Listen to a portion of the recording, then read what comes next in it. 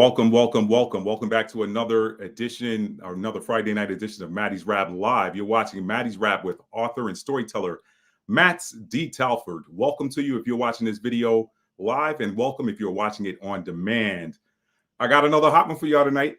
I got another hot one for y'all tonight, and it looks like we already have some people in the studio. I love that. I could jump right into it, family. Welcome to those of you who are here. Do me a big favor. Hit that like button for me. Hit that like button. Why is that important? It's because it's going to help this video to propagate and let more people know that we are live and online.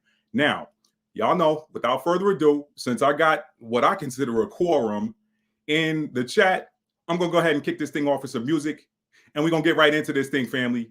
We're going to get right into this because, yeah, I'm going to spill some tea tonight, y'all. Well, actually, I'm not spilling the tea.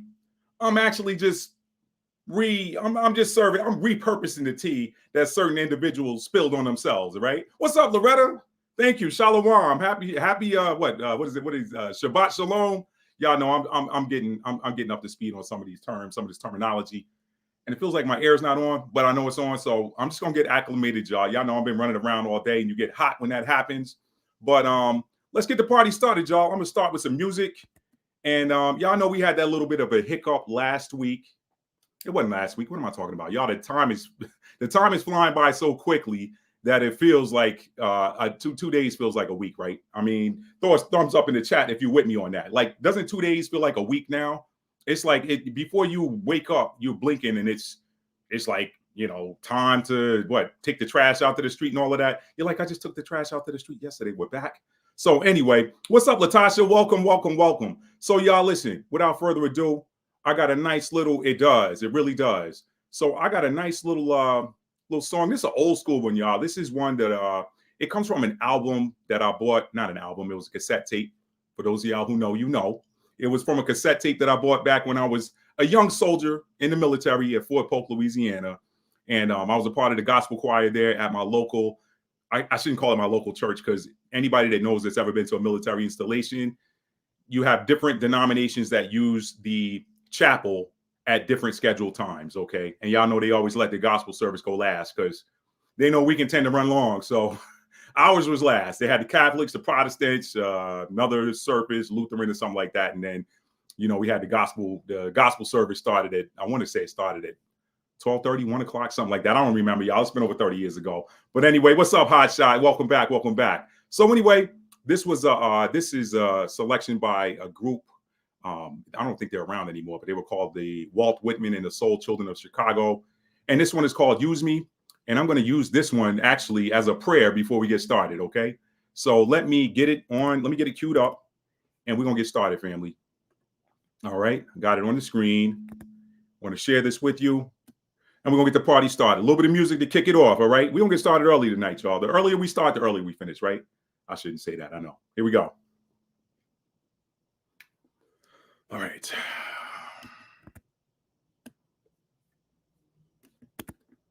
Thank y'all for being here. Thank you.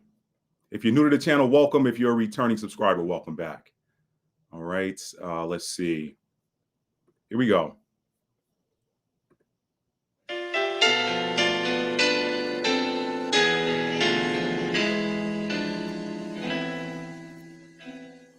If I had 10,000 tongues, I praise you with everyone.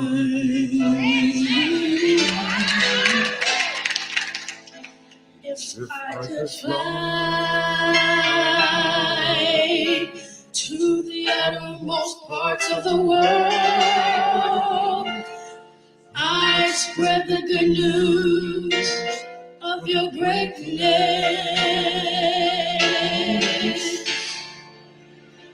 If I could blow like a wind, if I could roar like a sea, I perform for you a symphony.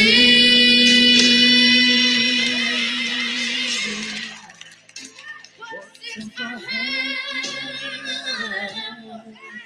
one of these, just you. What you gave to me.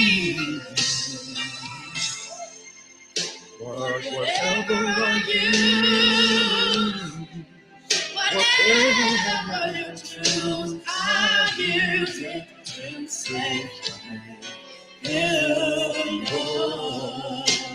Y'all come on in, come on in.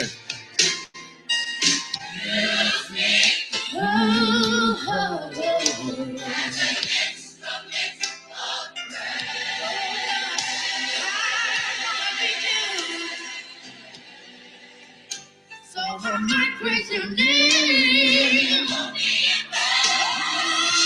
Use me. So someone can sing. Y'all come on in. We about to get started soon.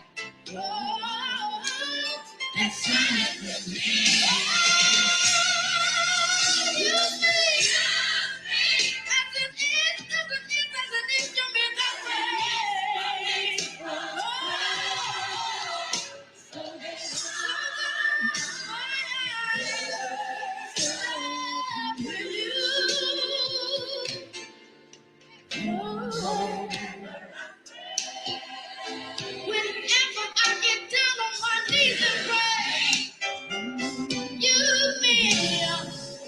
Whatever I say, oh Lord, whenever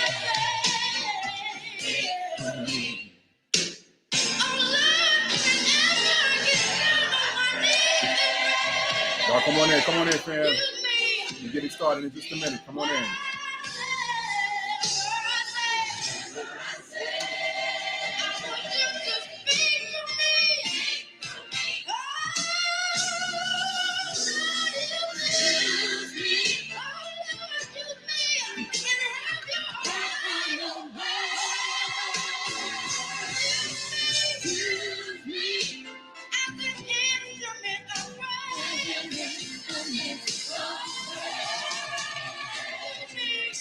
Sick drum roll, sick drum roll.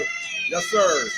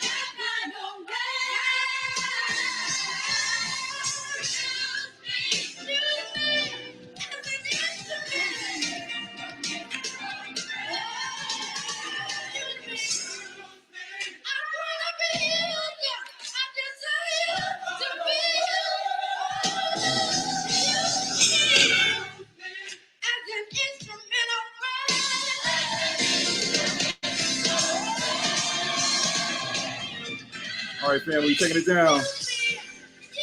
Taking it on down.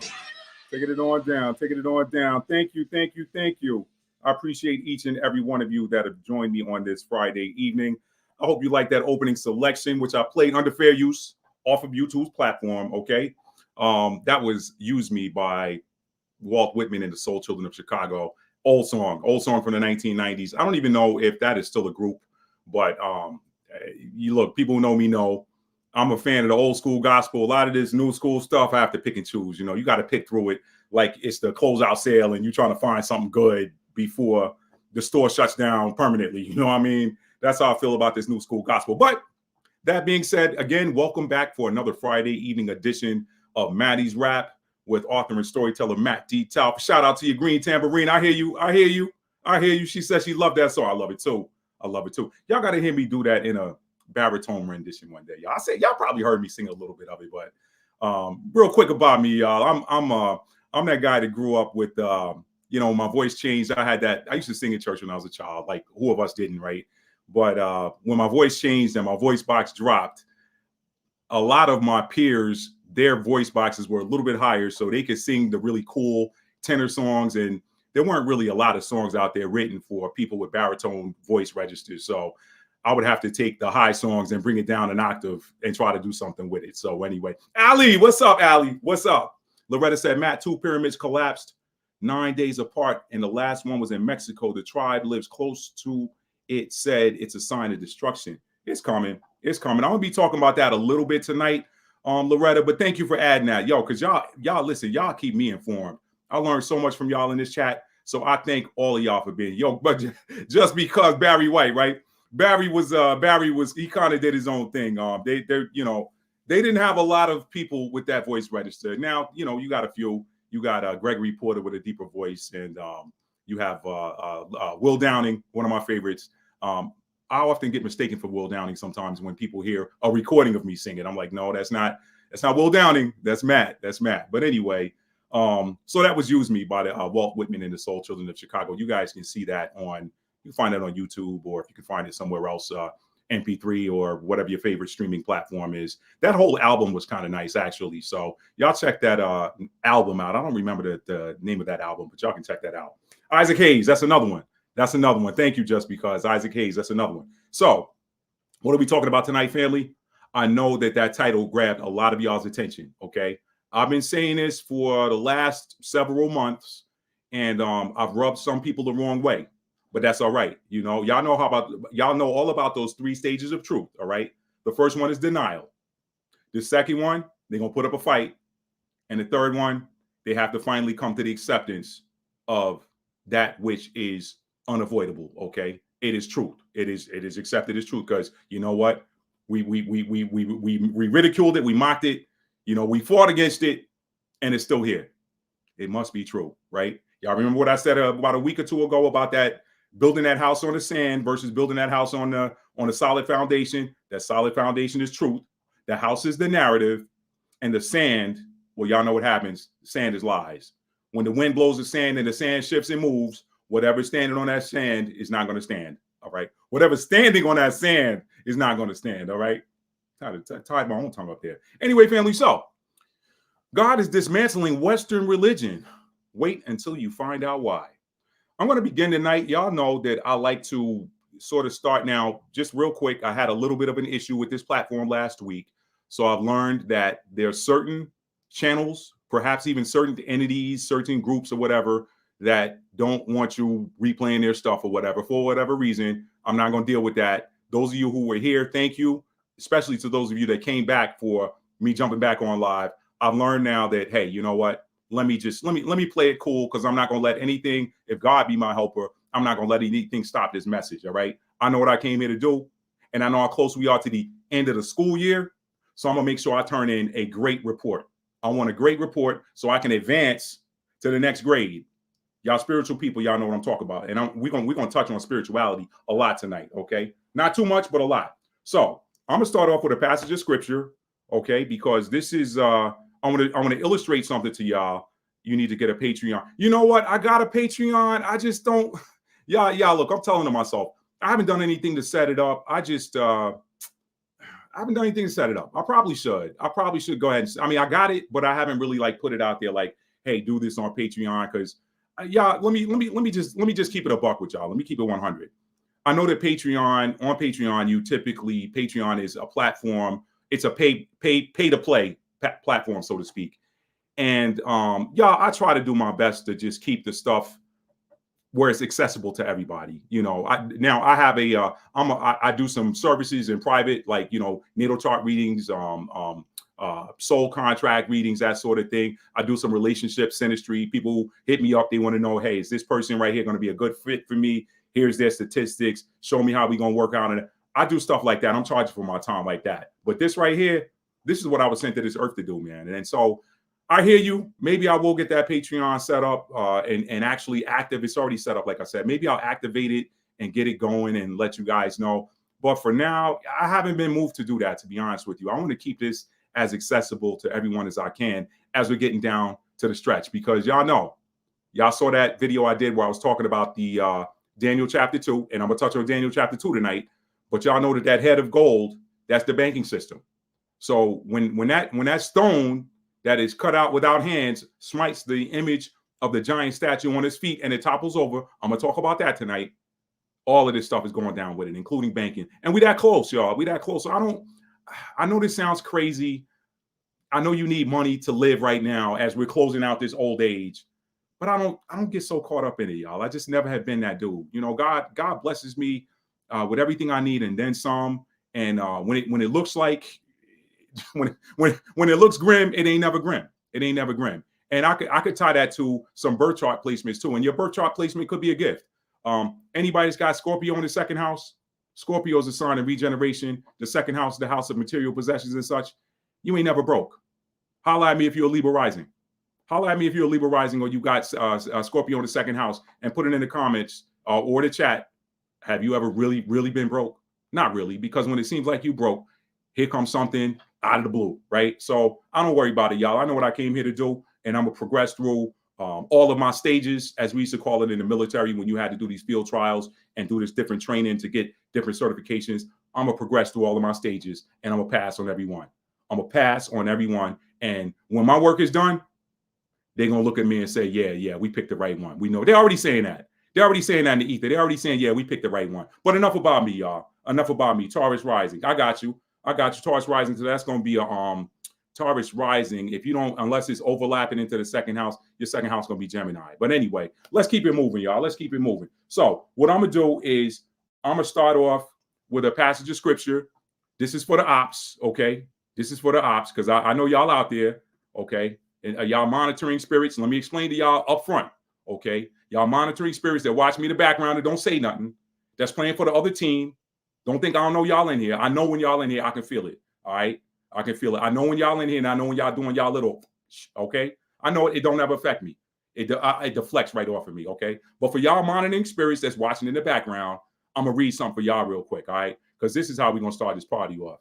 So let me get this started. I told y'all last time, man, I'm not playing with y'all no more. I'm not playing no more. Here we go. I ain't playing no more games. Ain't no time for games. You know, y'all done did too much, man. Y'all done did too much. And now y'all gonna see what like James Brown said, y'all gonna see what the big payback looks and feels like. Here we go. Proverbs 26 and 27, aka universal law. Whoso diggeth a pit shall fall therein, and he that rolleth a stone, it will return upon him. I wanted to read that for y'all up front. Okay, that's for the ops.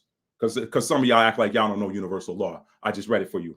That's one of the main ones that's hitting hard right now. Now, before I proceed to the first share, I'm going to share something here. I want to ask y'all, you know what? Let me go into it. Let me share this first video. I was going to say something. Let me find this first video and share it. Hang on, y'all. Hang on. Yeah, no, I'm hyped right now, y'all. I haven't forgotten about the other night. I ain't forgot what y'all did. I have not forgotten. So y'all, I'm still hyped. It's cool though. It's cool because I can be hype and cool at the same time. All right, let me show y'all something. Where we at, Matt? Where we at? Now let me ask you real quick, because I'm gonna read a news clipping. I'm gonna pour the tea for y'all first, and then I'm gonna get into illustrating to y'all how and why the Most High is dismantling Western religion, okay? I'm going to show you how and why, all right? So let me start with this.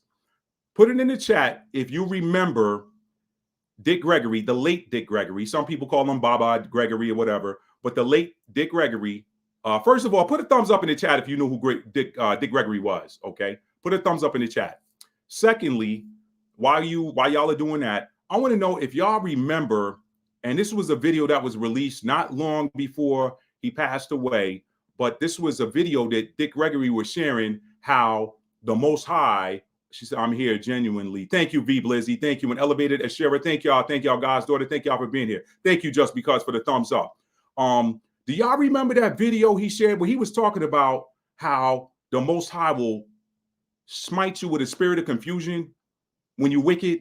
And have you doing something that you would have never done if you were in your so-called right mind? I don't know if y'all remember that. All right. He shared a video of another brother, he an older cat now, but he was on the balcony with Dr. King when they fired the shot. I don't know if y'all remember that. Okay. I'm gonna lead off with that because this is going to feed into a modern iteration, if you will, or a modern example is a better word. It's going to feed into a modern example of, yet again, an entity or a group being smitten with a spirit of confusion by the Most High, and they end up spilling some tea that they probably should have kept to themselves. And I'm like, strong delusion. I don't even know if I should read that scripture for y'all. I don't even know if I should read that, but y'all know where it is. He's going to send them a strong delusion. Let me find that real quick before I play this video, y'all. Let me find that real quick. Hold up.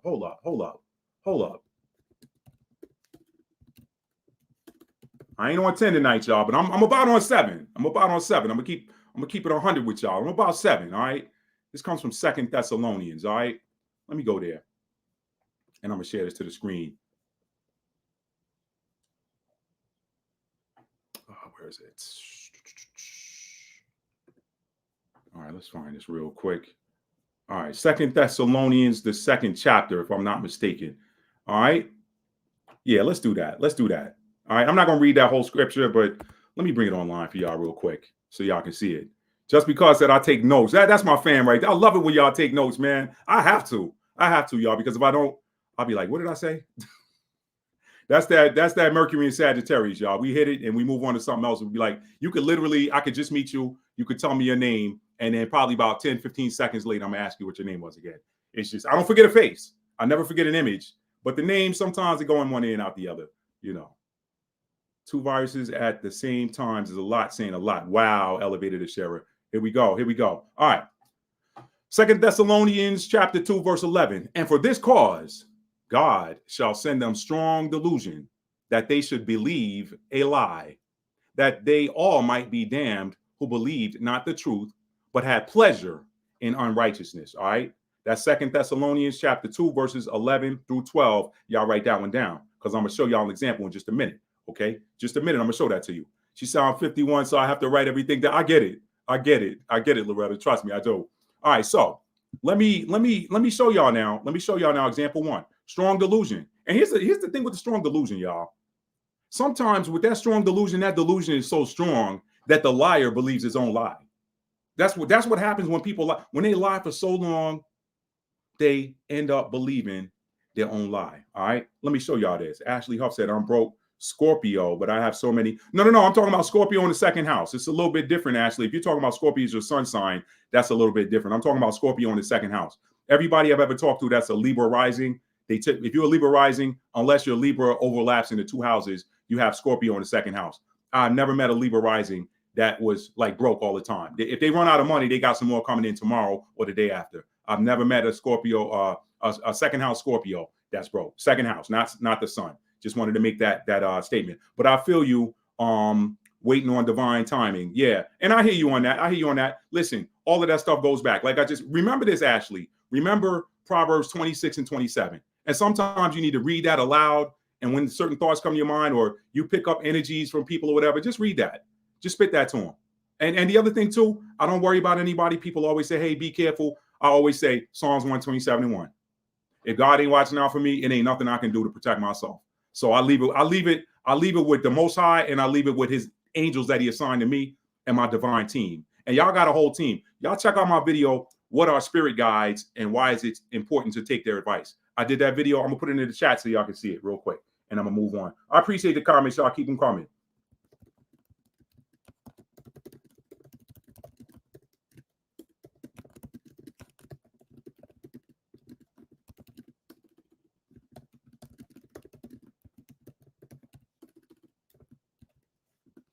I'm telling y'all, man, I got an aunt who transitioned early in the early 2000s, and yo, she ride hard for me. She didn't play when she was here. She plays less now. Okay, I'm telling y'all, she comes through sometimes, and she puts her foot in my behind. She didn't play, but I'm here to tell y'all, man, just because you lose somebody in the flesh doesn't mean you lose them in the spirit. This ain't your first time here. We're gonna talk about that a little bit too. Okay, but y'all check that out. You got a whole team on the other side. It ain't just the Most High. That's the box that Christianity and Western religion puts us in. You know, just make you okay. Well, no, you got a whole team. What CEO of what company? What CEO of any company does everything? What CEO does everything? What CEO comes down? They do the clerical stuff. They do the financial stuff. They do the operations. No CEO does that. If as above, so below, then you got to know that the Most High sits above it all. But he filters out that work and has angels looking out for you. You got spirit guides. You got this ascended masters.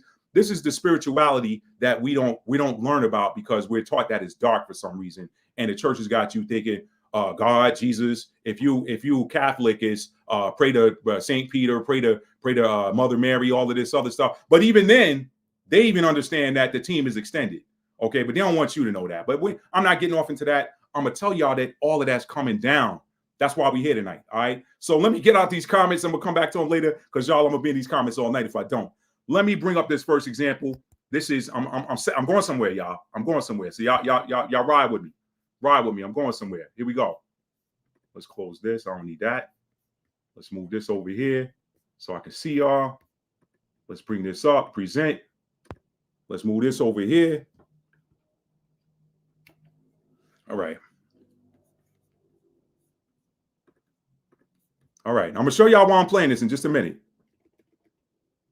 Here we go.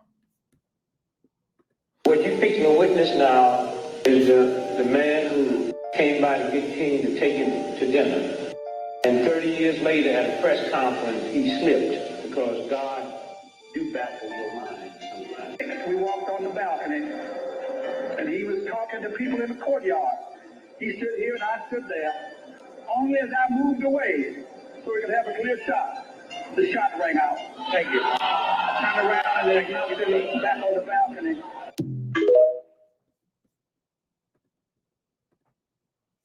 Now y'all know good and darn well he wasn't supposed to say that, right? But what did Dick Gregory say? Huh? What did Grandpa Gregory say? He said that 30 years later, God confused his mind and had him tell on himself.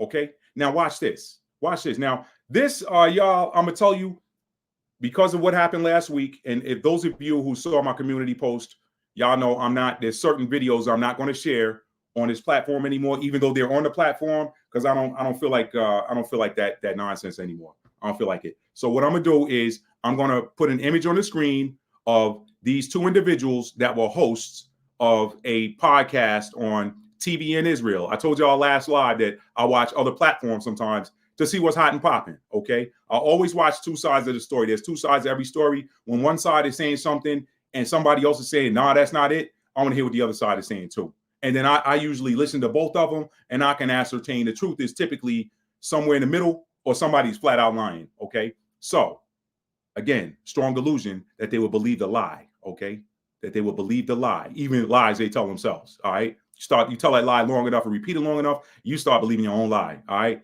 here we go. She said it's when they finally put their guards down, then bam, I love God. Yes, ma'am. Yes, ma'am. You and me both. Let me put this image on the screen for y'all. Let me find it first, so y'all know who's talking. I ain't bringing up no more YouTube videos. I'm still showing this under fair use. Let me say that, okay? I am still showing this under fair use, but I want y'all to see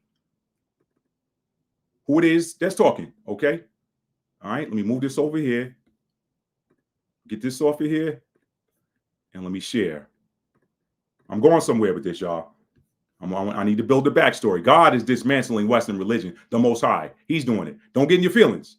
Don't get in your feelings. I know a lot of people love their church and love their pastor and love the whole whatever. The Most High is systematically dismantling Western religion. And I'm going to show it to you in scripture before we get out of here tonight. All right. I'm going to save that as the finale. Let's bring this up. All right. That's who's talking. All right. Little screenshot. Boom. Showing this under fair use.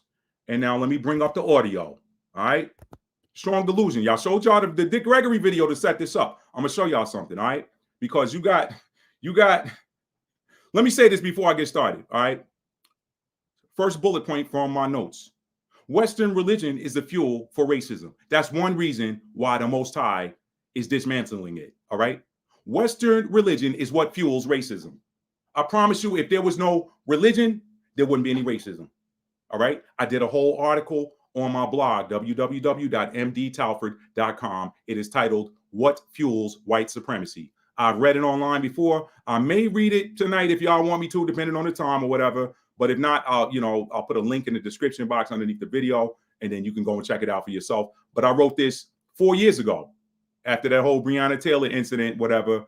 And it's titled, "What Fuels White Supremacy?" Y'all need to know that. It's tied to religion. It is tied to religion. Okay. So let me show you this video because, and why am I bringing this up right now? It's real simple. TBN, I watch them now. I used to watch a little bit back in the day when I wasn't spiritually awakened. I used to watch a little bit of TBN. I used to watch a little bit of CBN, a little bit. Okay. Some of them people were too pompous for me. So after a while, I'm like, all right, I can't get nothing from this because your energy is coming across as too pompous. The pomp is still there. That hasn't gone anywhere. Okay. But now if I'm scrolling through YouTube and I see a title that grabs my attention, then I want to see it. As far as the whole Israel thing, I pay attention to what's going on over there. For a couple of reasons. One, there's biblical significance. Two, I'm ex-military, and that's a hot zone right now. And there's a bunch of U.S. military going in that direction right now. And I talked about why last live. All right, it's tied to Joel chapter 3. People don't even know that the cosmic force. When you know that scripture and you step back and take a look at the picture, you like, that's God doing that. That's God bringing all of these people to everybody that had a hand in the subjugation of the tribes of Israel. Everybody that had a hand in the subjugation of the tribes of Israel, they're being pulled to that region. And that's in alignment with Joel chapter 3. But I'm not going to redo that. Let me go ahead and play this for y'all because the pomp is still there. All right. The Most High God is dismantling Western religion. Wait until you find out why. Here we go. She said, eat the meat and spit out the bones, no judgment. I appreciate you. I do. All right. Let me bring this audio up for y'all. All right. I got 2 audio clips I want y'all to hear. Remember, I'm going to play it for y'all and then we'll get on it after. All right, let me keep that on the screen. Thank y'all for being here tonight. I greatly, greatly appreciate and value each and every one of you. How do you think we'll be freed? The how really doesn't matter to me at this point. It doesn't. Thank you, God's daughter. So you saw my post. She said I watched it. Okay, good. So you already know. Thank y'all for those of y'all that saw my community post and watched it already. I appreciate y'all. Okay. All right. So here we go. I'll come back to that. I'll come back to that at the end. Elevator to Sheriff. If I forget as we get toward the end of the tonight's broadcast, just put it back in the comments again. I got to keep moving because if I don't, then this is going to drag on. So let me do this. I do appreciate your question. I'll come back around to it unless I forget. Here we go. All right, here's audio clip number 1.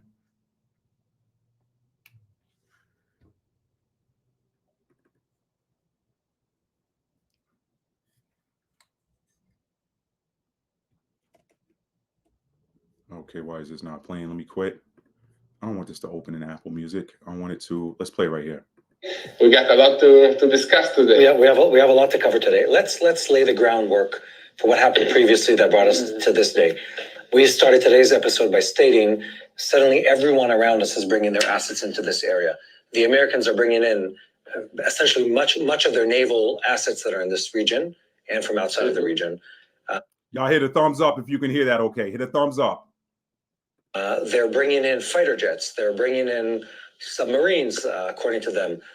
We've been moving forces. The Russians have been reinforcing the Iranians, but at the same time, there's been a really strong push from the international community. And also, if you read between the lines of the press releases between Israel and the Iranians, of trying to sort of bring things down to a more, I hate using this word, but a manageable level of conflict. And what led us all to this moment? Several weeks ago, by the time this is going to air, Israel struck in the heart of Tehran, the capital of Iran, and killed Ismail Haniyeh, the head, one of the 2 heads of Hamas. But they did it also in a way that was publicly humiliating to the Iranians. Since then, facts have come out, and the bottom line is Israel penetrated deep and strong into the organization of the Revolutionary Iranian Guard. They had intelligence on the ground. They had people on the ground, or we did, I should say, to the point where we had pinpoint information on where people were, what they were doing, and at the exact time. And the Iranians, again, this is... All right. Now, that seems pretty innocuous, right? If you're just turning to that and you hear that, you're like, okay, what's the big deal? I'm going to show you the big deal. I'm going to take this off the screen. Told y'all we're going to spill a little bit of tea before we get started tonight. Just the tea, y'all. Just the tea. You better hold that cup and say, because this tea is hot, all right? This tea is hot, all right? And as my boys used to say when I was in the Army, if you got big soup coolers, your tea should cool off a little bit faster, all right? Let's bring this up. Let me show y'all what's happening here. See, that seems pretty innocuous what he said, right? But I'm going to show you why it's not. All right, let's do this.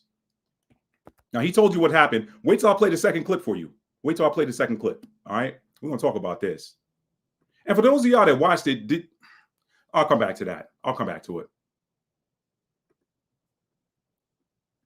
All right. I'm going to read what I have on the screen for y'all. Hopefully, y'all can see this. This came from the Jerusalem Post. This was published on July 31st, okay? So this is a little over 2 weeks ago. This article was published. Y'all know what happened over there. They've been blasting it across the news or across social media, across different YouTube channels, whatever. For those of y'all that pay attention to what's going on in the Middle East, I do, okay?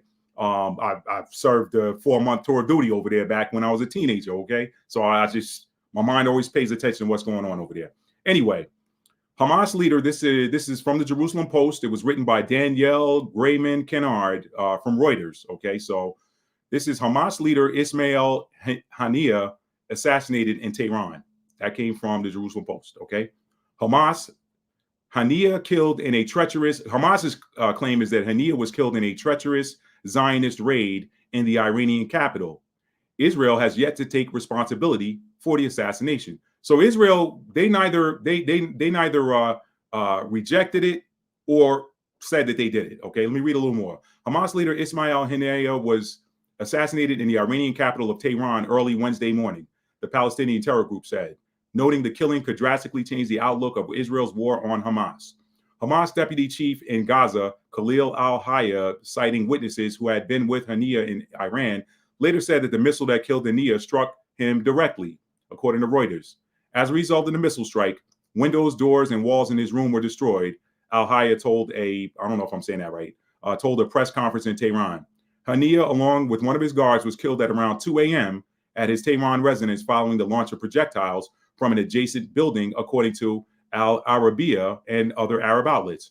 Hamas claimed Israel was responsible for the targeted killing, saying in a statement that their political leader was killed in a treacherous Zionist raid on his residence in Tehran. Iran's Revolutionary Guards confirmed the death hours after he attended a swearing-in ceremony for the country's new president and said it was investigating. As of Wednesday afternoon, Israeli officials have yet to take responsibility for the assassination. The IDF said it was assessing the situation, but had not issued any new security guidelines for civilians. Okay. So that's enough for me to read. I don't think I'm going to read any more of that.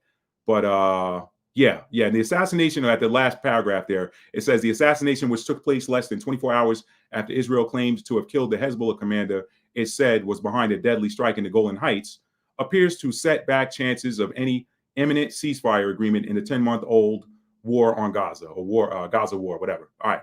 So let me stop sharing that. Now, so y'all know originally Israel, they're like, yo, I mean, what y'all talking about? Assassinated? They're also saying it was a missile strike, right? That's what was published in the Jerusalem Post on the 31st. Now, watch this next clip I'm about to show y'all, or listen to it. It's not a clip. I'm not playing no more of their videos on this platform. I'm not gonna do it. Y'all can go. Almost said something. I ain't gonna say it. I was gonna say eat something with a side of something, but I ain't gonna do that. My mom might be watching somewhere, or an elder. One of the elders might be watching. When I say elder, I ain't talking about no church elder either. Okay, y'all know. Y'all say it all the time. Don't call me religious because I'm not. I'm a spiritual being.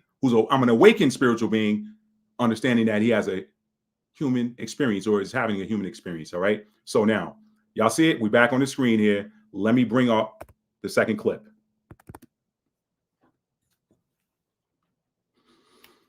Thank you all for being here tonight. I appreciate it. Really do. Here we go.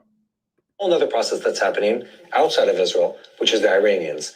And I think that's where things are really interesting. We're probably never going to know what really happened.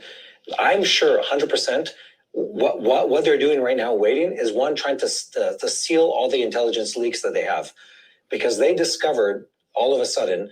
Now, at this point in the podcast, they're talking about why they think that the Iranians are withholding, making good on the promise they made to retaliate for the killing of a guest in their country. So they're like, we know Israel did it. Israel's like, we're not claiming responsibility for that, whatever. They didn't deny it, but they also did not claim responsibility. And that was written in the Jerusalem Post article that I just read for you guys. But you heard what my man on the left said with the blue shirt. You heard what he said up front. All right, I'm not going to play that again. Listen to his boy on the right, okay? Israel said they ain't had nothing to do with it. Listen to his boy in the right. Strong delusion. Here we go. Smite them with a spirit of confusion. Here we go. So again, they're talking about why they're not retaliating. Okay, let me go back. Whole other process that's happening outside of Israel, which is the Iranians. And I think that's where things are really interesting. We're probably never going to know what really happened. I'm sure 100% what they're doing right now, waiting, is one, trying to seal all the intelligence leaks that they have, because they discovered all of a sudden that they have Israeli and Western people on the inside of their top level security, top level intelligence organization, top level everything within their government. And we've heard sort of like little rumors come out on like the news of Iranians are arresting people, Iranians are interrogating people. Like, imagine what's going on in their mind, where they know how strong the intelligence leak and breach was on their side. They're probably trying to sort of do damage control before they move again. True. I think there's going to be a response because of that. No, that makes sense, because let me just explain where is this coming from? Because when we the Mossad, like, assassinated Ismail Haniyeh in Tehran, they did it using the Islamic Revolutionary Guards Corps, and this is according to foreign reports. Yeah. That we used their own personnel in order to locate his room, place the bomb underneath the bed, and then, after the assassination, the Israeli Mossad helped these guys evacuate from Iran. So this is the situation. And then they think, okay, if there are 3 or 4 people that were accessed and compromised, there are plenty more that were. And that makes sense, because this regime is poor. And I'm assuming that the Mossad and the CIA and other agencies have their ways of reaching these people with, tempting ideas to move to the other side. So that's kind of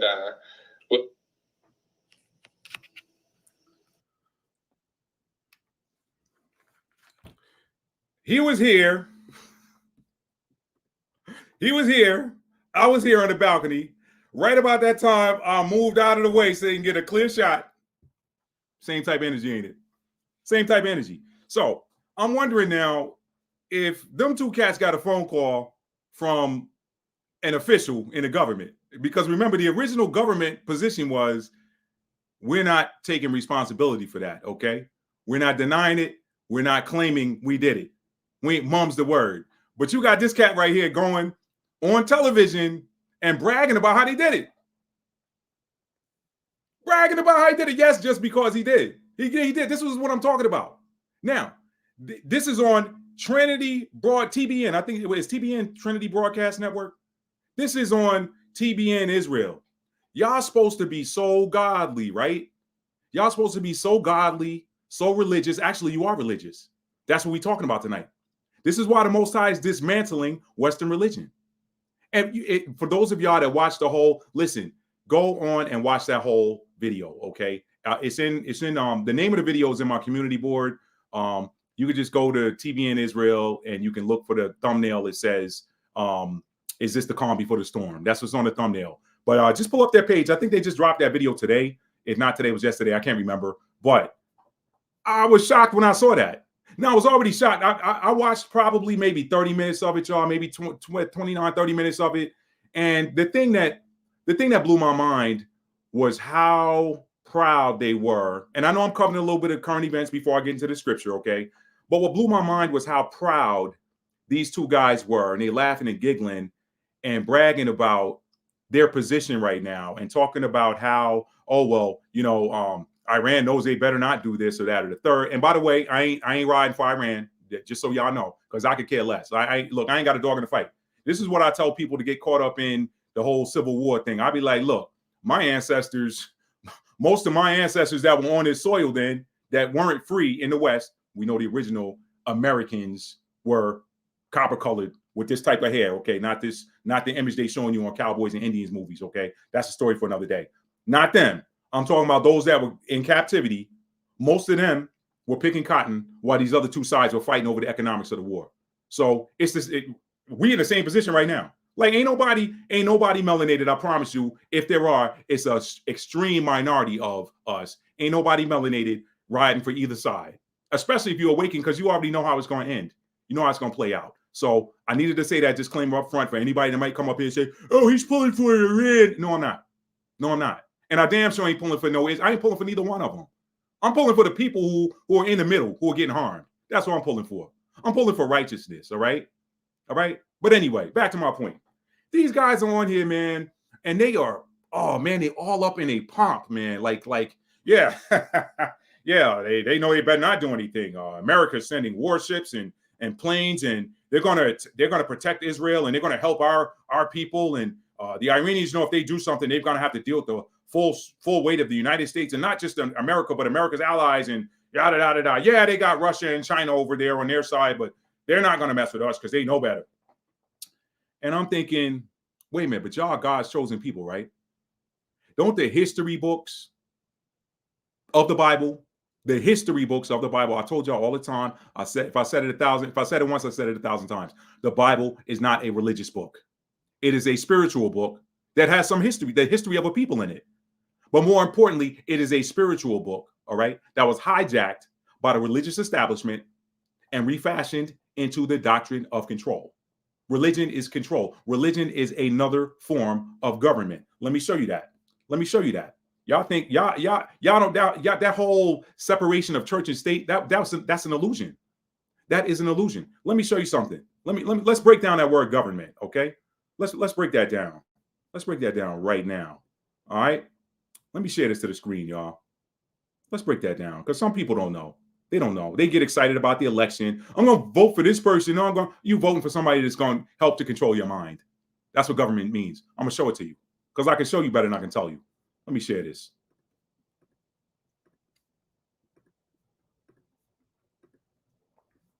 All right. Y'all see it on the screen right here. Govern. Conduct the policy, actions, and affairs of a state, organization, or people. Okay. But I like the one I want to deal with is that first bullet point underneath that. Govern is a verb that means control, influence, or regulate a person, action, or course of events. Control, influence, or regulate. That's what govern is. Now, let's go to the other half of that word. Okay. Let's see.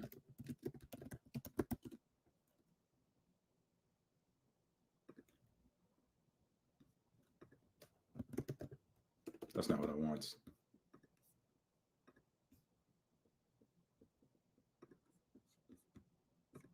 Uh-oh. Stand by. Okay.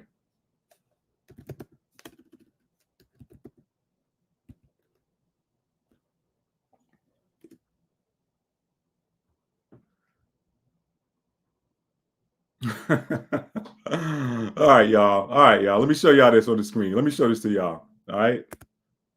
I'm gonna tell you why I laughed in a minute. Let me share this with y'all. We good there. All right. Let me share this with y'all, man. I'm gonna tell you why I'm laughing here in just a second. Hang on. Let me show this to y'all. All right, here we go. Where we at, Matt? Where's my page? There we go. All right, here we go. All right, y'all. Y'all saw what govern is. Y'all saw the meaning of govern. Hang on. Govern. Okay, govern. Control, influence, or regulate. Mente, mind. So when you put those together, now that's Latin, mente. When you put govern, control, regulate, all right? Control, regulate, influence, and you put it with mente, mind, you're controlling, regulating, or influencing the mind. But now watch this. This is Latin now. Y'all can see it on the screen right there. Y'all looking at it right there on the screen. Let me make sure y'all can see it. Okay, good. Now, watch what happens if it did it for me. Your angels be helping you out. What happens if I take the E off of mente?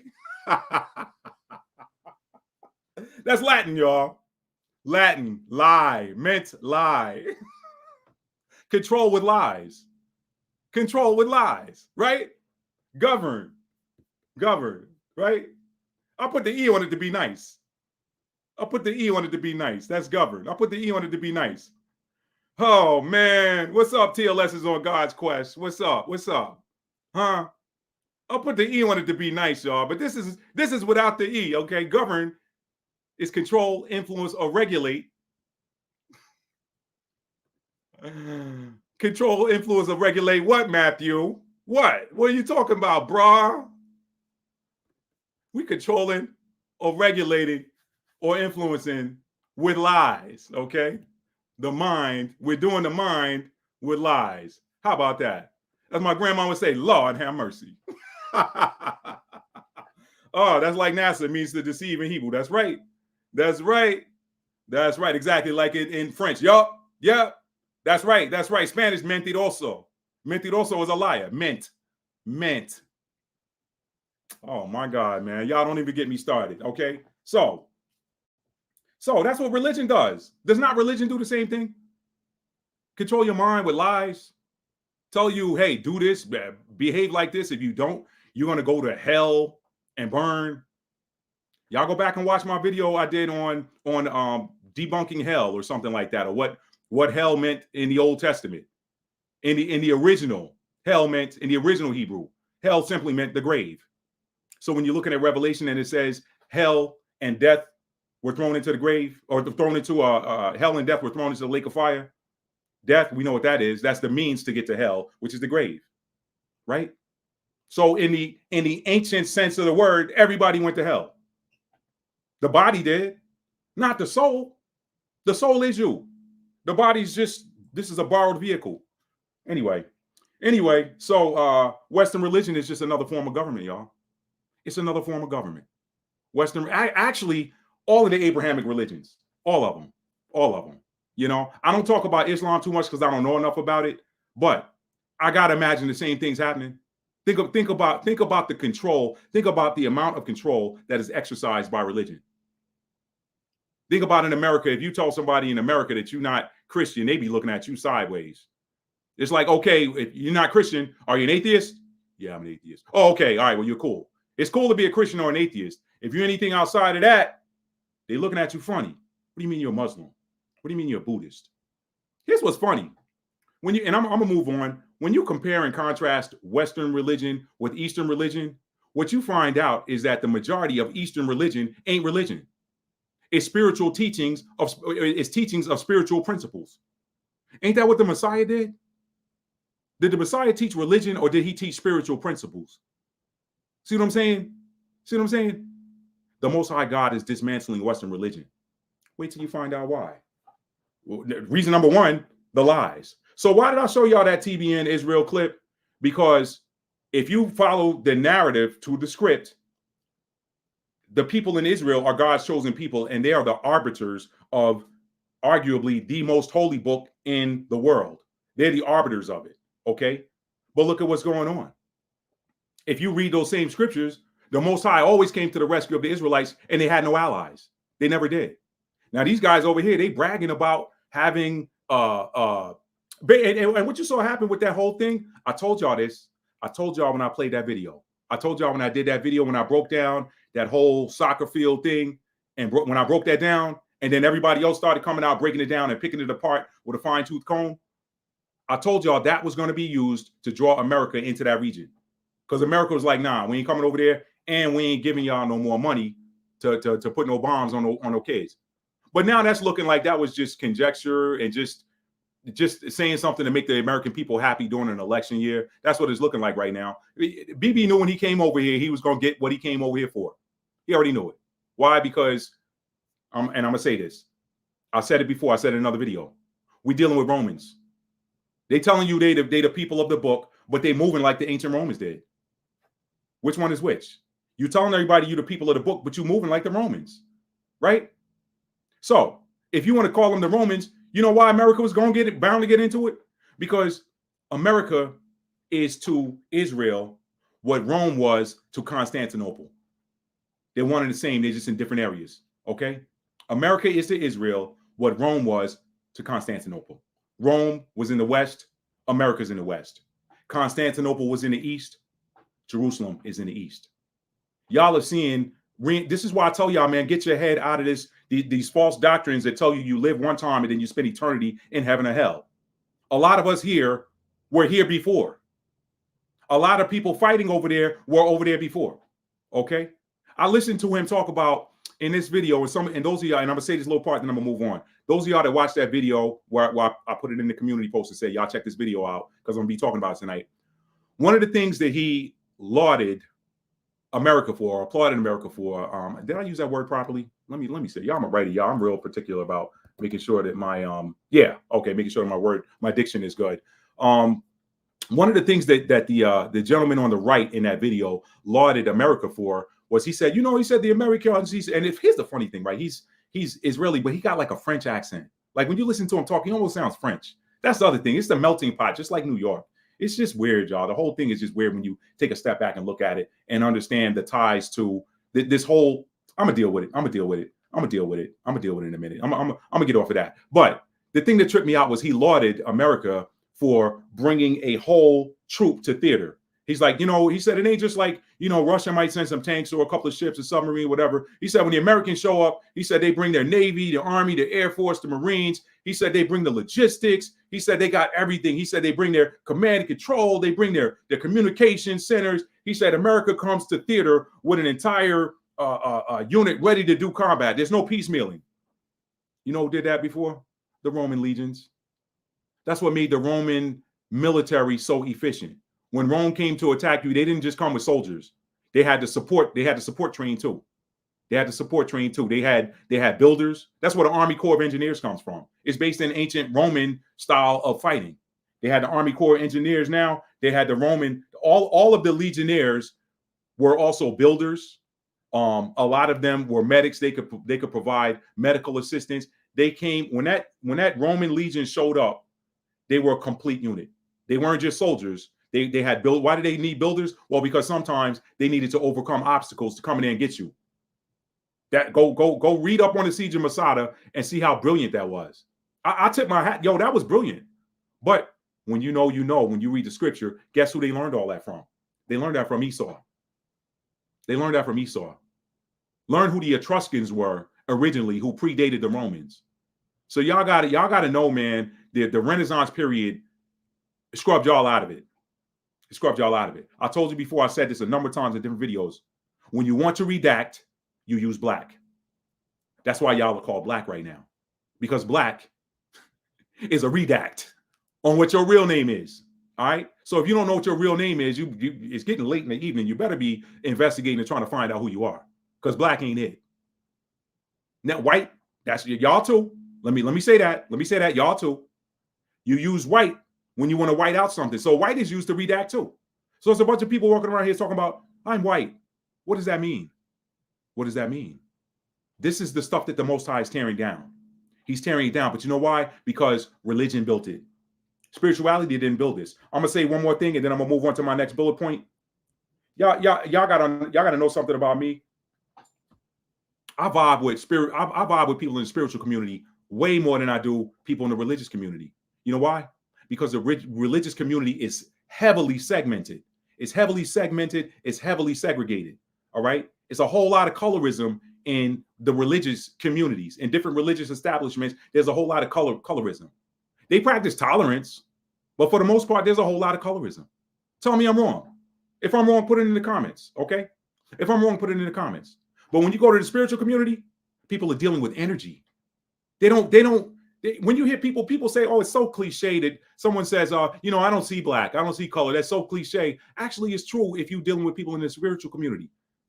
They don't care. They read energy. If you low vibrational, they like, get the H away from me. If you high vibrational, they like, come on in. It ain't that, and that's the difference. That's the difference. What did the Messiah say in John chapter 4? Let's pull it up. Because I can show you better than I can tell you. Let's see what the Messiah said about religion versus spirituality. This is the same quote unquote Jesus that they based a religion on and told y'all that he was a religious figure. And when I tell y'all he wasn't, y'all look at me like I'm crazy. When I tell you Jesus, quote unquote Jesus, was not religious, y'all look at me like I'm crazy. All right. What did he say? John chapter 4, verse 22 through 24.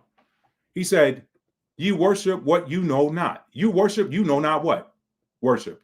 Worship. That's a religious term. You'll never hear nobody in the spiritual community saying they're worshiping anything. That's a religious term. He said, you worship, you know not what. But we know what we worship. For salvation is of the Jews. I ain't going to deal with that. That's a whole separate lesson. But the hour cometh, and now is, when the true worshipers shall worship the Father in spirit and in truth. Spirit, truth. Spirit, truth. Energy. Both of those are energies. Lies are energy too. It's just low vibrational energy. Truth is high vibrational. For the Father seeketh such to worship him. Since you want to worship, worship in spirit and truth. God is a spirit, and they that worship him must worship him in spirit and in truth. That's why he's tearing down religion. Whole lot of religion out here. Go in the spiritual community and see if somebody care what color you are. They don't. They're like, hey, how can you help me raise my vibration? Oh, this is what you got going on? Let me tell you how you can raise your vibration. Astrologers. I know a lot of astrologers. I don't hear one of them say, oh, this black, this white. No. They're like, what's your energy? Oh, you're Capricorn? Oh, you're a Sagittarius. Oh, you're an Aries, you're Scorpio, Libra, Cancer, Virgo, blase, blase, blah. That's what they care about. Oh, my mother's it's a whole different vibe. It's a whole different vibe, right? Let me keep going. Let me keep going. The Most High is dismantling Western religion. Wait till you find out why. Okay. The other reason. I'm gonna play this clip for y'all. This came from my man Big Judah. Yo, shout out to Big Judah. If y'all ain't up on him, Big Judah reading some books that most of us have never heard of. Okay, and he's dropping knowledge out of these. This is knowledge that's been hidden from us for a long time. Back on that Israel thing one more time, that TBN Israel. Let me tell you why those guys messed up and slipped up and told you who did what. I told y'all last year, and we're still under it, that we're under the influence of the energy of the number 8. 2024 is an 8 year. 8 is the ruler, is a Saturnian number 1. Okay, Saturn is what? Karma. All right. But the other thing about 8 is the number of the house that's ruled by Scorpio. What is Scorpio? Scorpio gonna go down in the dark and pull it out to the light. Scorpio exposes. That's what Scorpio energy does. High vibrational Scorpio energy exposes. It's got to expose so that it can be transmuted and turned into something light. It's got to expose darkness so it can be transmuted and turned into light. That's what Scorpio energy does. Okay. So under the influence of this powerful 8 energy of this year, people are getting instantly exposed. That man got killed July 30th, July 31st. It wasn't 2 weeks later. These smart guys, they come out and tell you who did it. And who they said did it didn't say they did it. They didn't say they didn't do it, but they didn't say they did it. That's the energy. You can't listen. You can never overcome the will of the divine.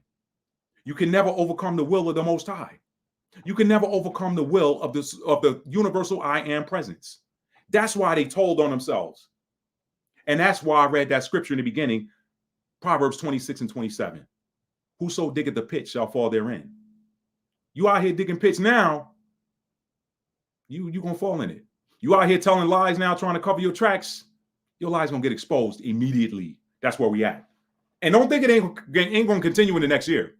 Okay, yeah, we're in the 9 energy next year, but guess what? The North Node switches from Aries, which is the sign of war, to Pisces. Pisces is the rule of the 12th house. That Pisces is super intuitive.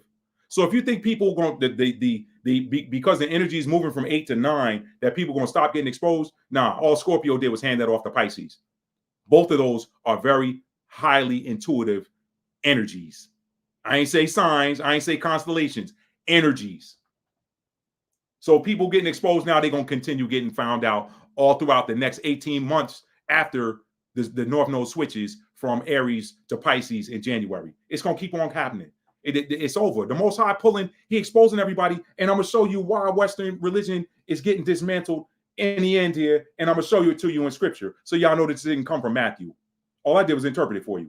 All right. So back on Big Judah, I'm going to show y'all 24 seconds of this Big Judah video. Okay. Because I told y'all another reason why the Most High is dismantling Western religion, Judaism and Christianity in particular, is because of what has happened. It is what has happened. Zionism has taken over Judaism. That's why they're trying to make it illegal for you to say anything bad about Zionism. It's taken over Judaism. Most of the quote unquote Orthodox Jewish people, most of them is like, cool. It's a lot of them Orthodox rabbis have been saying this whole thing over here, this occupation, they call it occupation. Some people call it a statehood. The other people call it an occupation. Now, they still don't know that they ain't the people of the book. But what they say is they say, well, the Most High said that we're not supposed to, we're supposed to not return to this land or whatever. There was a video I played from TikTok some time ago. I'm not going to play that one again. I could. Maybe I'll do it toward the end or whatever. I don't even know if I still have it on my hard drive. But anyway, if I got time at the end, I'll pull it up. But anyway, you look at what that has become. Sadly, the face of Judaism has become Zionism. All right, that's on that one side. So you can't separate the two now. Sadly, you cannot separate the two. Christianity, even bigger. It is arguably the biggest of the Western, not arguably, it is the biggest of the Western religions and the most pervasive around the world.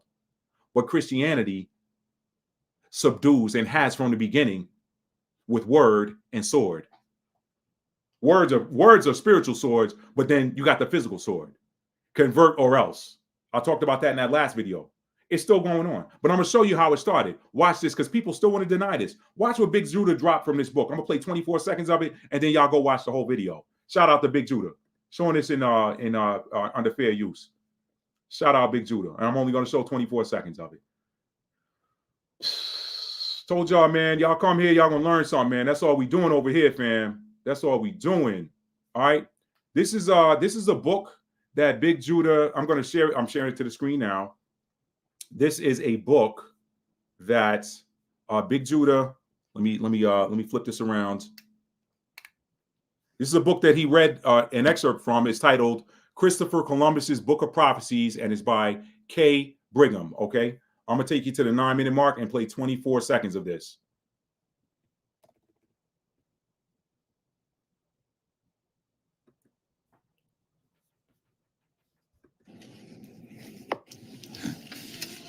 So this is Columbus, a letter from the admiral to the king and queen. Check this out right here. My argument for restitution of the Holy Temple to the Holy Militant Church is the following. So they're talking about a holy militant church. Sorry, family, kind of skipping around here. Let me go back and play that again for the people in the back of the room. Holy militant church. So today we're all...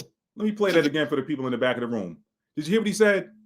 This was Columbus's writings. He said to the Holy Militant Church.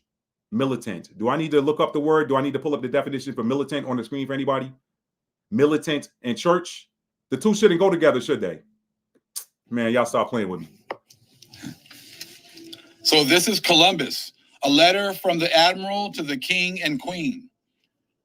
Check this out right here. My argument for restitution of the Holy Temple to the Holy Militant Church is the following.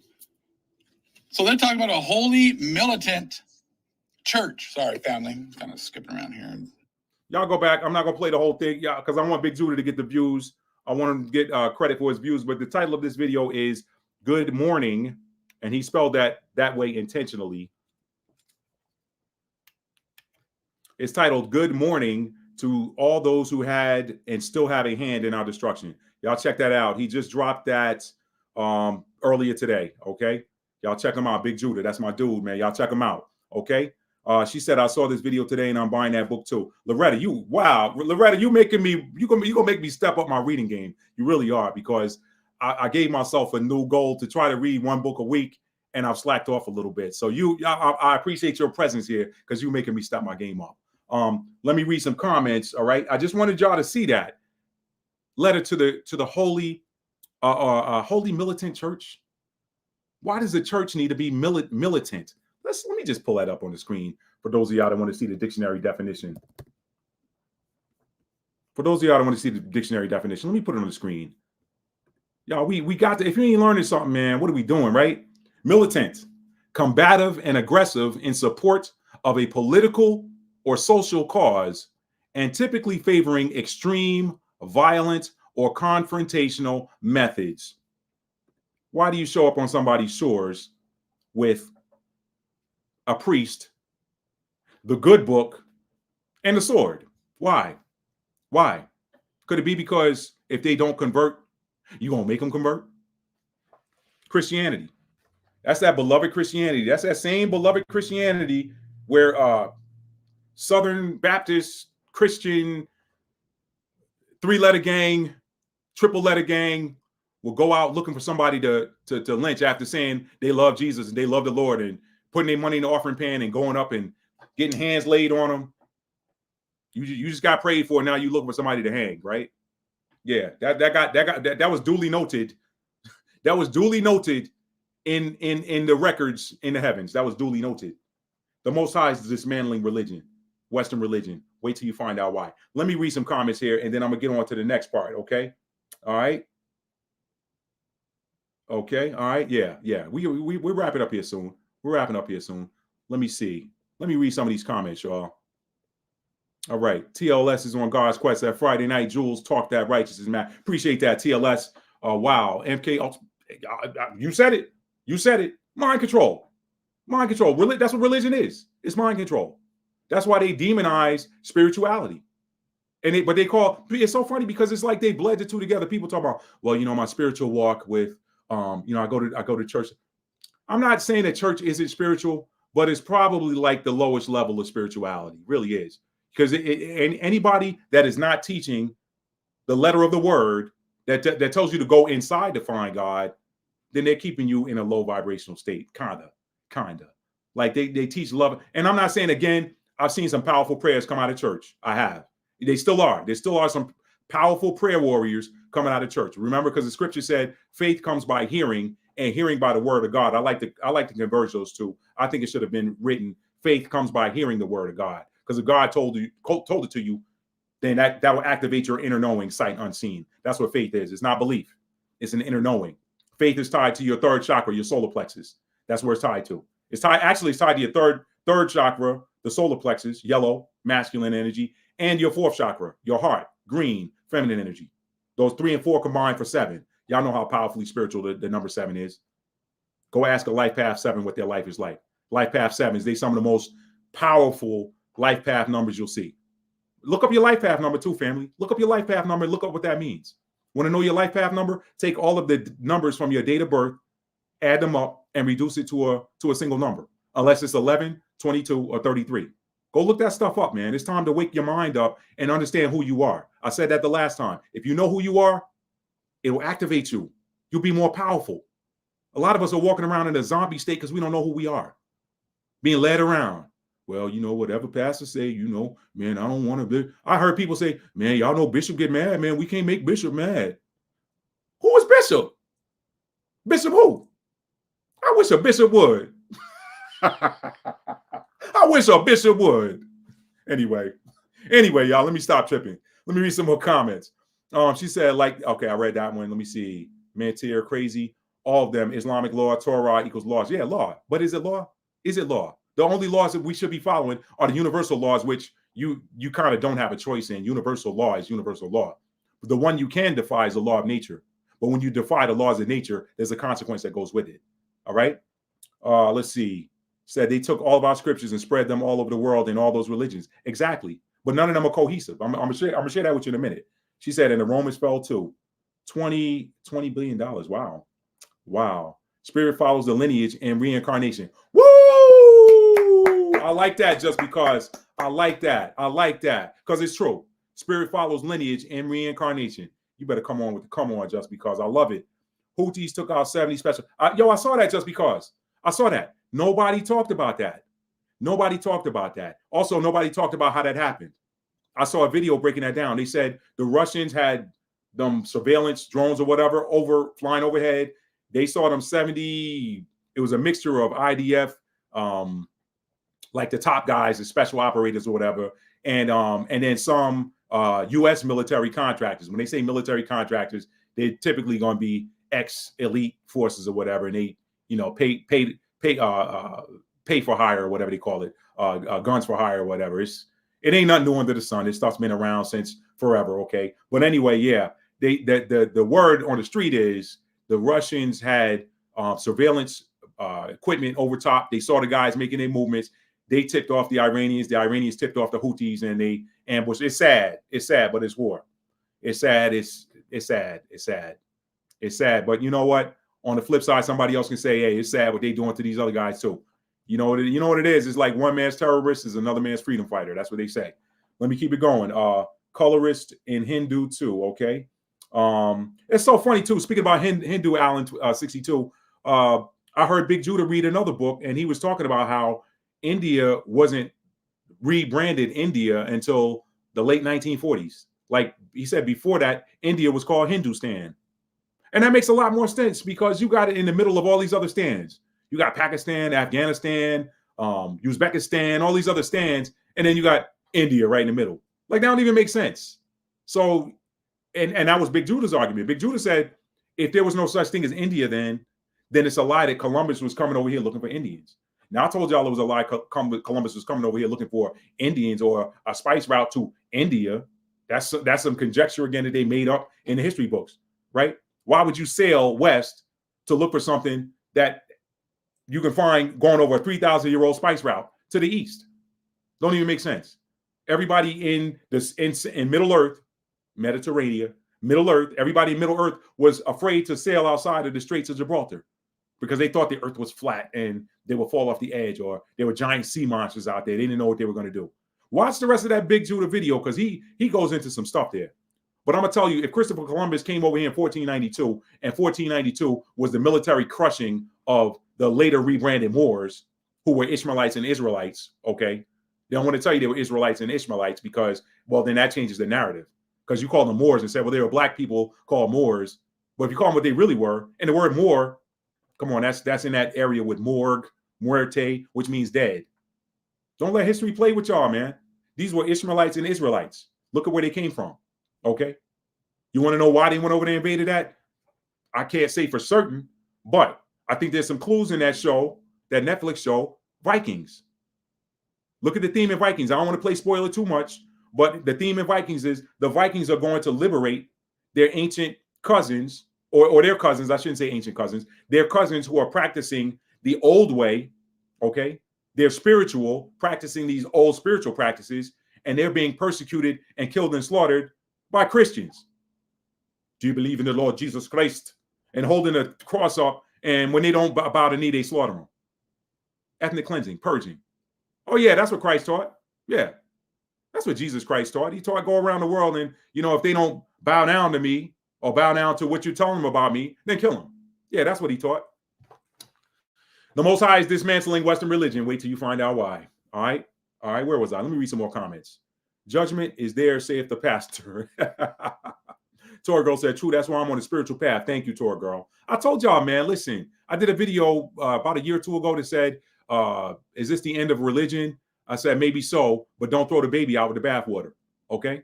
It's the whole structure and all of the procedures that you can get rid of. I mean, none of that stuff is biblical, but the word and the song are still powerful.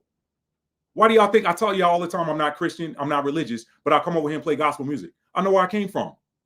There is power and high vibrational energy in a lot of these gospel songs, especially the old ones. So you keep the word, you keep the music, but this whole pastor officiating over you, I told y'all the last live I did, a priest was not someone who administered religious rites. He was not. She was not. They don't tell you there were priestesses too, right? They want y'all to be wrapped up in this thing that women supposed to stay pregnant and barefoot and pregnant. Is that the word? Nah. Wisdom is a feminine energy.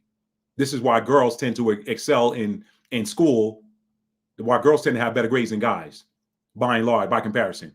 This is why in the military, it's a known fact that women are better sharpshooters than men. Men out there, let me see where's the wind?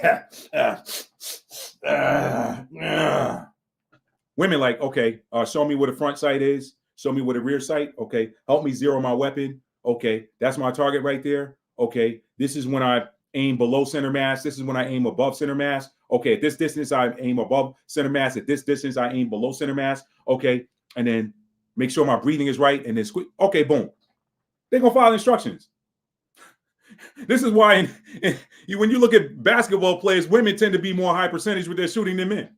They know they just what's the job? What's the mission? Let me do it. Now it's balanced because women, y'all tend to be a little bit more emotional, more logical. But getting back to the whole wisdom thing, that's a feminine energy. That's why Proverbs chapter 4 refers to wisdom as she. That's why the Holy Spirit is she, not he. The Most High God is dismantling Western religion. Wait till you find out why. Let me keep reading. I'm gonna get back on my notes here. She said, I have one male ancestor of color. What does that make me? I have one male ancestor of color. What does that make me? I abhor evil with all demographics, within all demographics. Now, as for raising positive energy, I need that.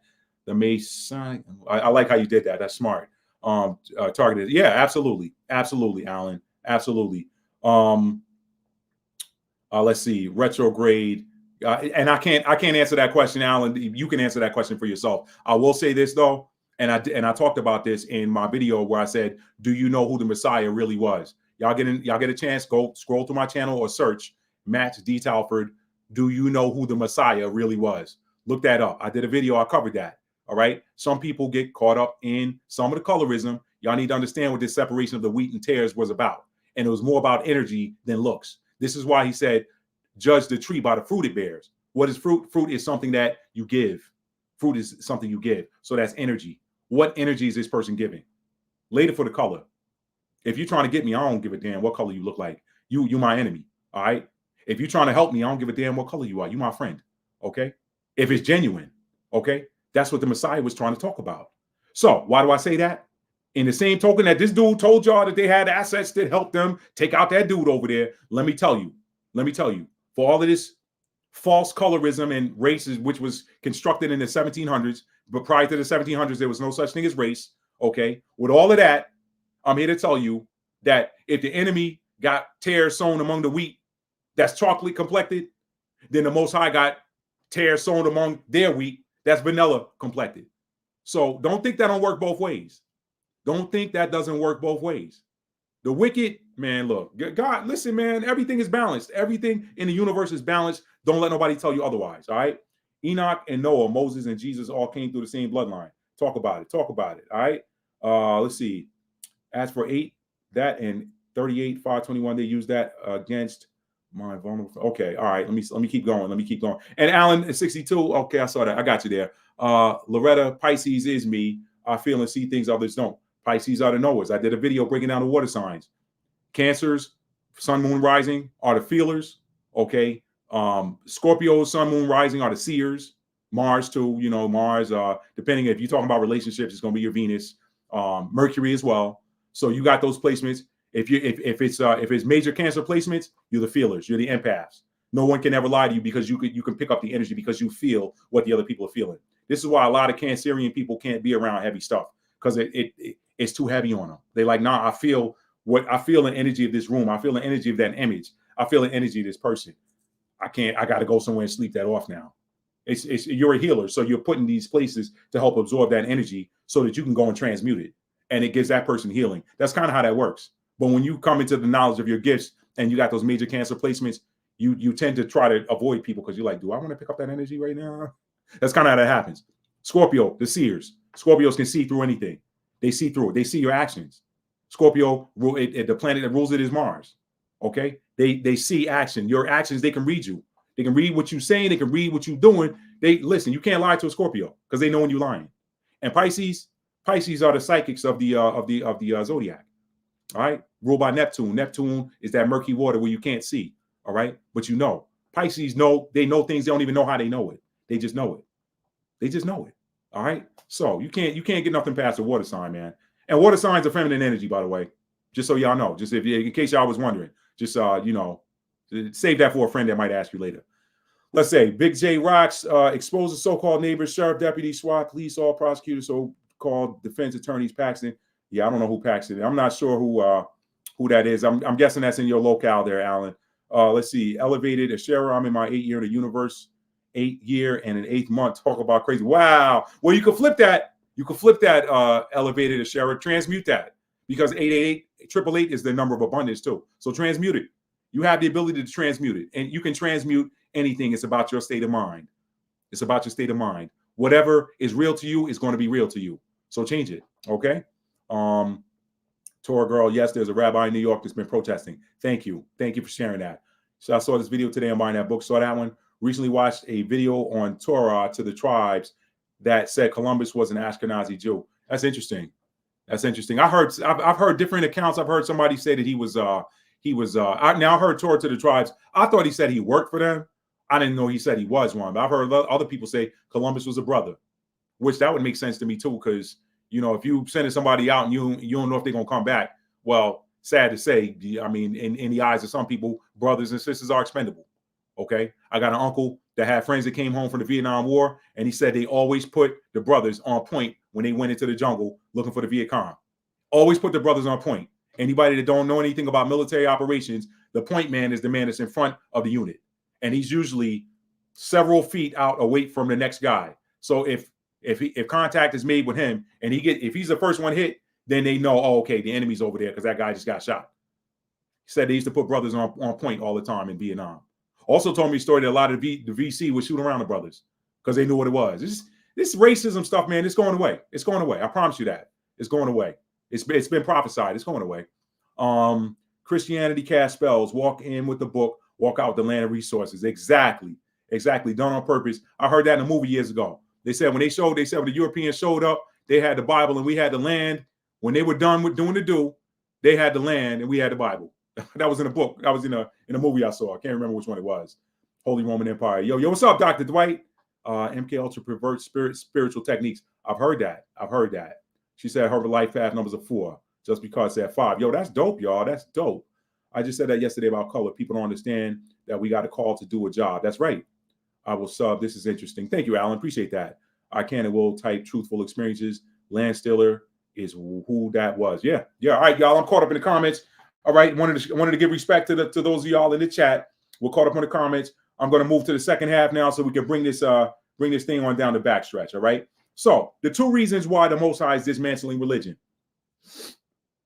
Western religion, by practice, is not based in the spiritual and energetic principles that govern the universe. I'm gonna say that again. Western religion, by practice, is not based in the spiritual and energetic principles that govern the universe. All right. It's based in what? The rule of law. The rule of law. Somebody just put that in the comments a minute ago. They said the law of Moses, something else in there. I don't want to scroll back up, but it's based in the rule of law as dictated by its leaders. So you got leaders dictating this is what the law is. You need to follow it. It's not based in the spiritual and energetic principles that govern the universe. What did the Most High say? He said, I'm going to put my law in your inward parts. He said, and all you're going to know me from the least to the greatest. He said, so therefore, no man, let me stop, man, because I'm butchering it. Let me bring it up. This wasn't in my notes, but I know this one, so I'm going to share it with y'all. This comes from Jeremiah, the 31st chapter. I told y'all this is a spiritual book, man. Once you understand that and you know how to navigate it, it's going to make your life powerful. This ain't no religious book. It's not. You got people over there. No, don't do it, Matt. Don't do it. Don't do it. Don't do it. Don't do it. Don't do it, Matt. I was tempted. This is why your parents got to raise you. I heard my mother's voice in my ear. Don't do that, boy. Don't do that. All right, here we go. Jeremiah 31st chapter, verse 33. Y'all hear me read this ad nauseum. Guess what? I'm going to do it again. I don't care if y'all sick of it. I'm going to do it again, all right? But this shall be the covenant that I will make with the house of Israel. After those days, saith the Lord, I will put my law in their inward parts and write it in their hearts. And will be their God, and they shall be my people. And they shall teach no more every man his neighbor, talking about Israel now. And they shall teach no more every man his neighbor and every man his brother, saying, know the Lord. For they shall all know me, from the least of them unto the greatest of them, saith the Lord. Let me read that again. He said, and they shall teach no more every man his neighbor and every man his brother, saying, know the Lord. For they shall all know me, from the least of them unto the greatest of them. Why? Because he said, I will put my law in their inward parts and write it in their hearts. So why you got a pastor or someone administering religious rites telling you how you're supposed to live your life? You already know what's right and what's wrong. You already know what's right and what's wrong. Now, let me show you what the Messiah did. Let me show you what the Messiah did to double down on that. He said, when you see me, you see the Father, right? Let me show you how he doubled down on that. Now, the Father said, I'm going to put my law in your inward parts, all right? And you and write it in your hearts. If he said, you see me, you see the Father, let me show you where he doubled down on it. Turn with me to Luke chapter 20. I'm sorry, Luke chapter 17, verses 20 through 21.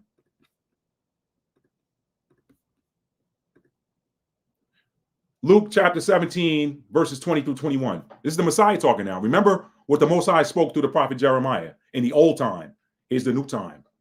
And when he was demanded of the Pharisees when the kingdom of God should come, he answered them and said, the kingdom of God cometh not with observation. Neither shall they say, lo here, look, or lo there, look there. For behold, the kingdom of God is within you. All right? The kingdom of God is within you. So that's the difference right there between Western and Eastern religion. The so-called religion, right? Because in the Eastern religion ain't religion. It's spiritual teachings for the most part. For the most part. Okay? For the most part. And I know Islam is more Eastern than it is Western. I'm not talking about Islam because that's labeled an Abrahamic religion. By the way, if Abraham is walking this earth right now, Abraham, wake up and remember who you are. And then come forth and tell the people how disgusted you are with them naming these 3 religions after you, and you ain't practice none of them.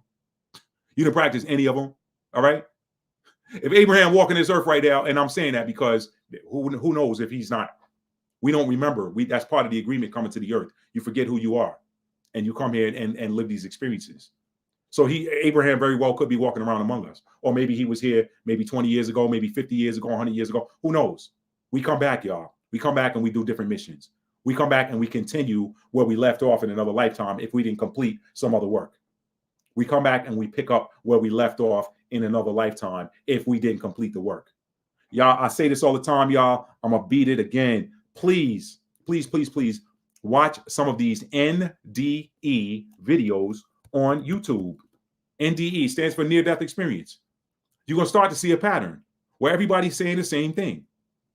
You're going to understand and understand that it ain't no eternity in heaven and hell. You get graded on what you came here to do. Did you do what you came here to do? That's why I did a video, the 2 most important things. You should ask yourself, what did I come here to do? And am I doing it? Those are the 2 most important questions anybody could ever ask themselves. Okay? So, anyway, the kingdom of God cometh not with observation. Neither shall they say, lo here, lo there, for behold, the kingdom of God is within you. Eastern religion, not talking about Islam. Eastern religion, most of their quote unquote religious leaders are, and I ain't talking about them foul ones like the foul stuff I see the Dalai Lama you doing. Okay, men are corrupt. Okay, these teachings, these spiritual teachings and principles men corrupt themselves or whatever, or they take them and manipulate them for the most part. Again, I said you cannot violate the laws of the universe because universal law is universal law is God. It is. You can't change it. The laws of nature, you can't change them either, but you can violate them. You can do something that goes against nature. It happens all the time. What does nature do? Nature says, nah, you got to go. You're making me sick. You got to go. You're moving in a way that you were not intended, or this was not intended to be. Okay. Y'all take that and do what you want to do with it. Okay. Now, yeah. But for the most part, these Eastern, you go to any monk, you don't see no monk standing up in no podium preaching to nobody. If anything, if you're fortunate enough to sit with a monk, if you got something wrong with you, he's probably going to look at you, be able to tell what's wrong with you, and tell you go spend some time in nature and teach you how to meditate. Why? Because that monk understands that by going within, you're going to get the answers you're looking for. That monk is there to guide you on how to go within to find the answers. He ain't there to give you the answers. Because guess what? He understands that your path is different from his. So he understands that his only job is to be a guide, not some authority or some overlord. And that's the problem with Western religion. You got too many overlords and authorities telling you how you're supposed to live your life and collecting that bread on top of that. All right. Just because it says spiritual law written in my inward parts is stricter and louder than man's, I get convicted in my heart. Thank you for saying that. Thank you. Let me put that on the screen, man. Thank you for saying that. Thank you for saying that. Spiritual law written in my inward parts is stricter and louder than man's. I get convicted in my heart. Yup. Thank you for saying that. So, religion comes from without. Spirituality comes from within. Western religion divides and pretends to unite people, but it is just another means of dividing them.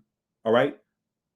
I'm going to say that again. Western religion divides and pretends to unite people, but it is just another means of dividing them.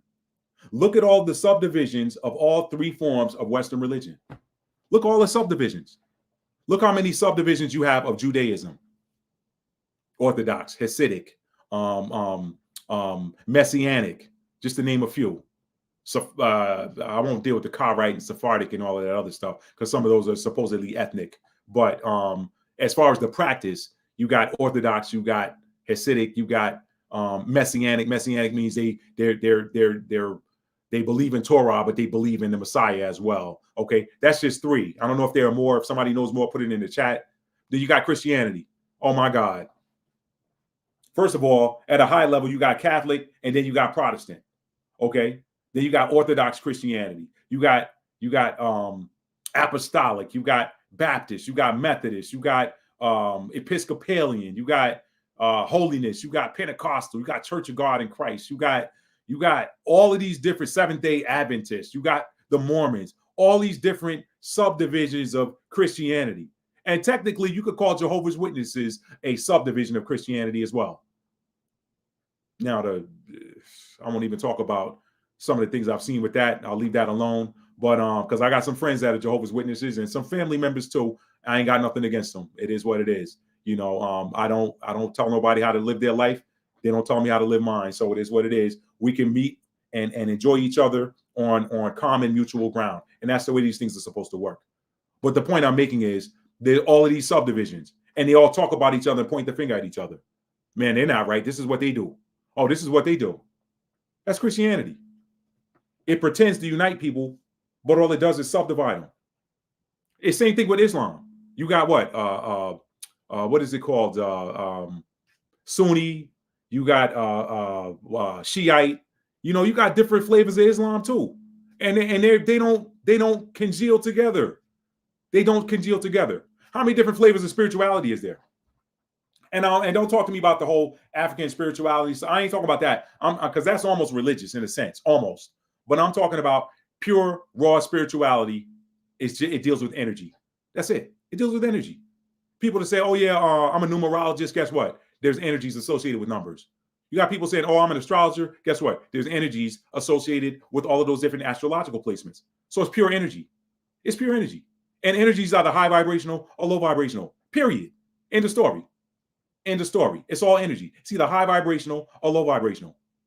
Why is that important, Matthew? I say it all the time. When you're high vibrational, you attract high vibrational circumstances and people.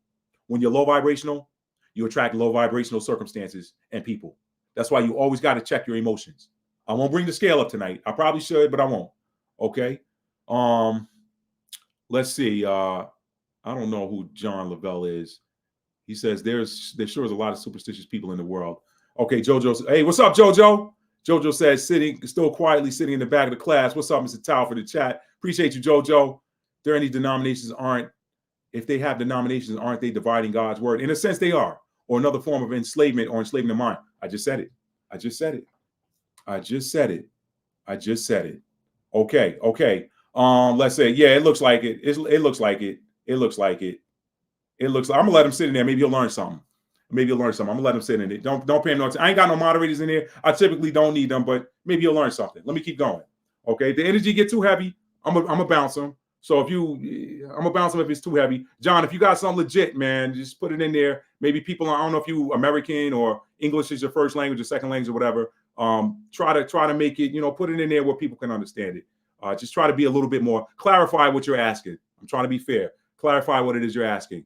What kind of vibrations is he talking about? I'm gonna bring it up to the screen. I'm gonna see if John being legit or if he's trying to troll. I ain't gonna prejudge him. Let me bring it up on the screen. Hang on, John. I'm gonna answer that for you. Then I'm gonna get back in my notes.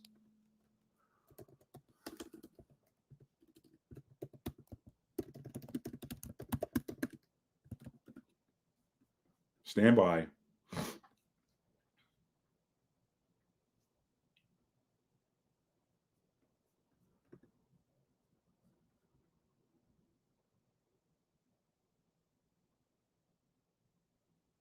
Yeah, this is, I'll show this one right here.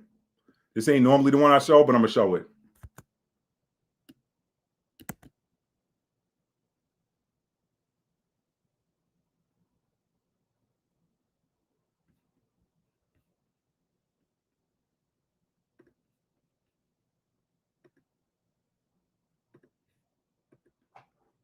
All right, John, if this don't answer your question, then you're a troll. If that don't answer your question, you're a troll, and I'm bouncing you out. All right. If you're not a troll, my apologies. But if this doesn't answer your question, then you're a troll, and I'm bouncing you out. Okay, that's vibrations. I'm gonna let you read that, and I'm gonna let you comment after that and tell me if that answers. John, put a thumbs up in the chat if that answers your question, or type in the word yes if that answers your question. If that does not answer your question, just type no, and then we're just gonna keep it moving because I'm not gonna let you slow this down. I'm gonna give you about 30 seconds to answer. I'm gonna give you about 30 seconds. Tell me if that's the answer you're looking for.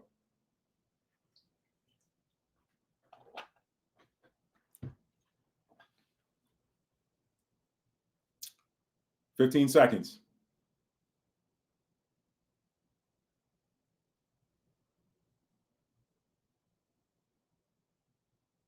You thought emotions come from chemicals in the brain. No. I don't. But you know what? You probably gonna have to do some more studying, John. I don't have time to do a breakdown on this because that wasn't the subject. The subject is the Most High God is dismantling Western religion, so I'm gonna stick with that. But hopefully that gives you something. Just do some web searches on vibrational frequency and emotions, and that'll get it going. You can also go on YouTube. There are a lot of people that have dedicated videos to explaining that.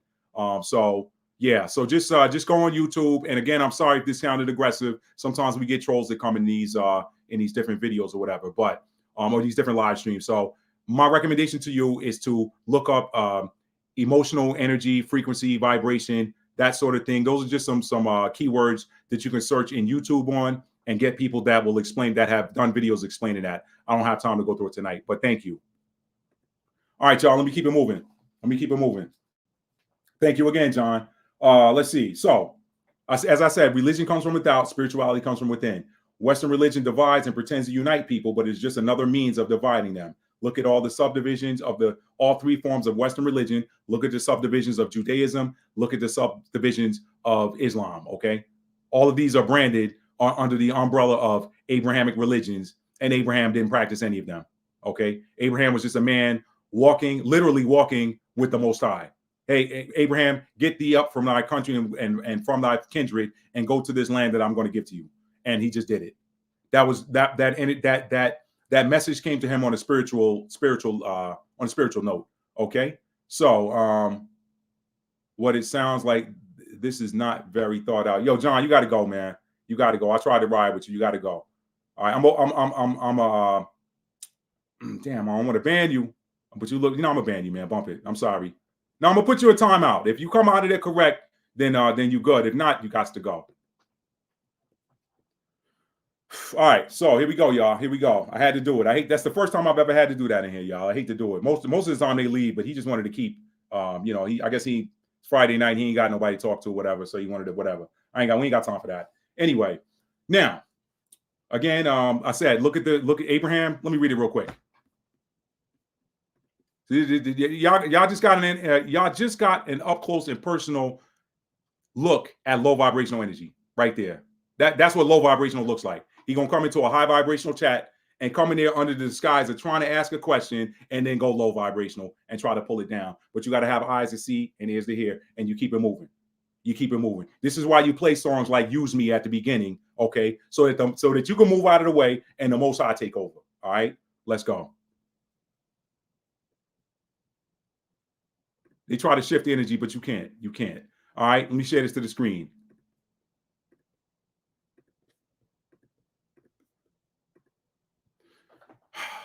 Genesis 12, verses 1 through, we'll do 1 through 4, 1 through 3. Now the Lord had said unto Abram, get thee out of thy country and from thy kindred and from thy father's house unto a land that I will show thee.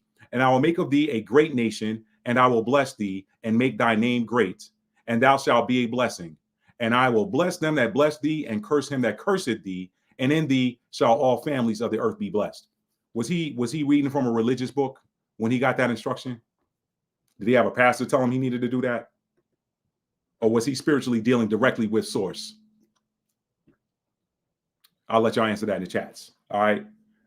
Jojo, you funny, man. That's hilarious. Just because it said power versus force in the book, John. Yup, that's right. Loretta said my ancestors about to tap. I think they did. They must have channeled through me, Loretta. They must have channeled through me. Let me keep it moving.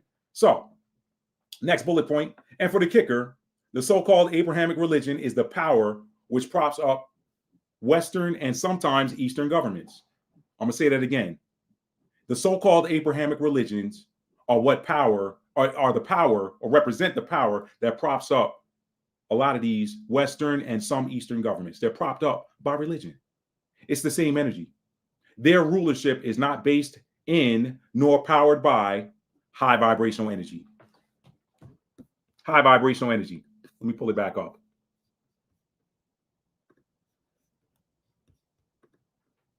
That's not the one I want. Ooh, not that one.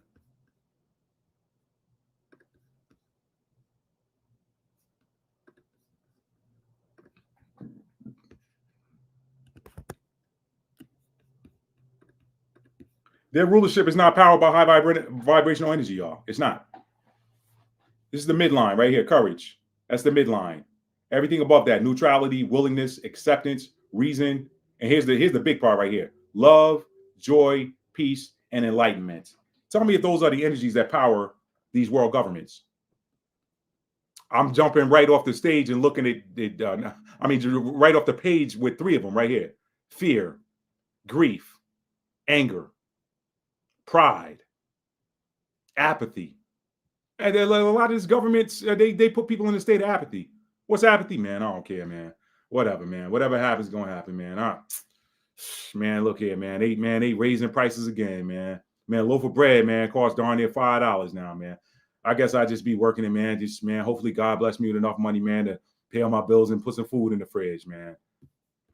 That's the energy of these governments. That's the energy of these governments, okay? All right? Their rulership is not based in nor powered by high vibrational energy. It is based in and fueled by low vibrational energy. I just showed you. Why is the above true? It is because if the dominant energy in the land is high vibrational, watch this, y'all. If the dominant energy in the land is high vibrational, you don't need government. If the dominant energy in any locale is high vibrational, you don't need somebody ruling over anybody. It goes back to that whole, the kingdom of God is within you. If everybody is operating in, if everybody in the land is operating in love, reason, acceptance, willingness, joy, peace, who do you need to govern over you?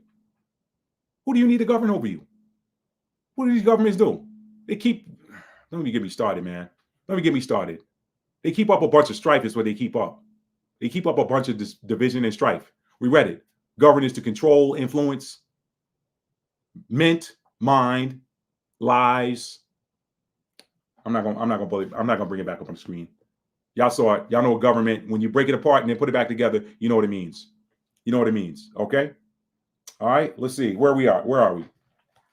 Okay. So again, if the dominant energy in the land is high vibrational, you don't need anybody governing over you. Let's see. You do not need to be governed. Why is that above true? It is because if the dominant energy in the land is high vibrational, you do not need to be governed by, wait for it, your peers. Your peers in the flesh. Think about it for a minute. You are technically being governed by other human beings. You're being governed by peers that you allegedly elected, okay? That some say were pre-selected. You know, here's a fine layout of our charcuterie tonight. You can have whatever you want on this charcuterie board. If it ain't on the charcuterie board, you can't get it. That's how that works. That's how that works. So you don't need to be governed. If everybody's high vibrational, you don't need to be governed by your peers in the flesh. When everyone is high vibrational, is in high vibrational energy and giving respect to the non-human laws which govern both nature, physical, and the cosmos, spiritual and ethereal, they learn how to exist peacefully, and rather than war or come in people's videos being ignorant, okay, come in people's chat section trying to disrupt everybody in there.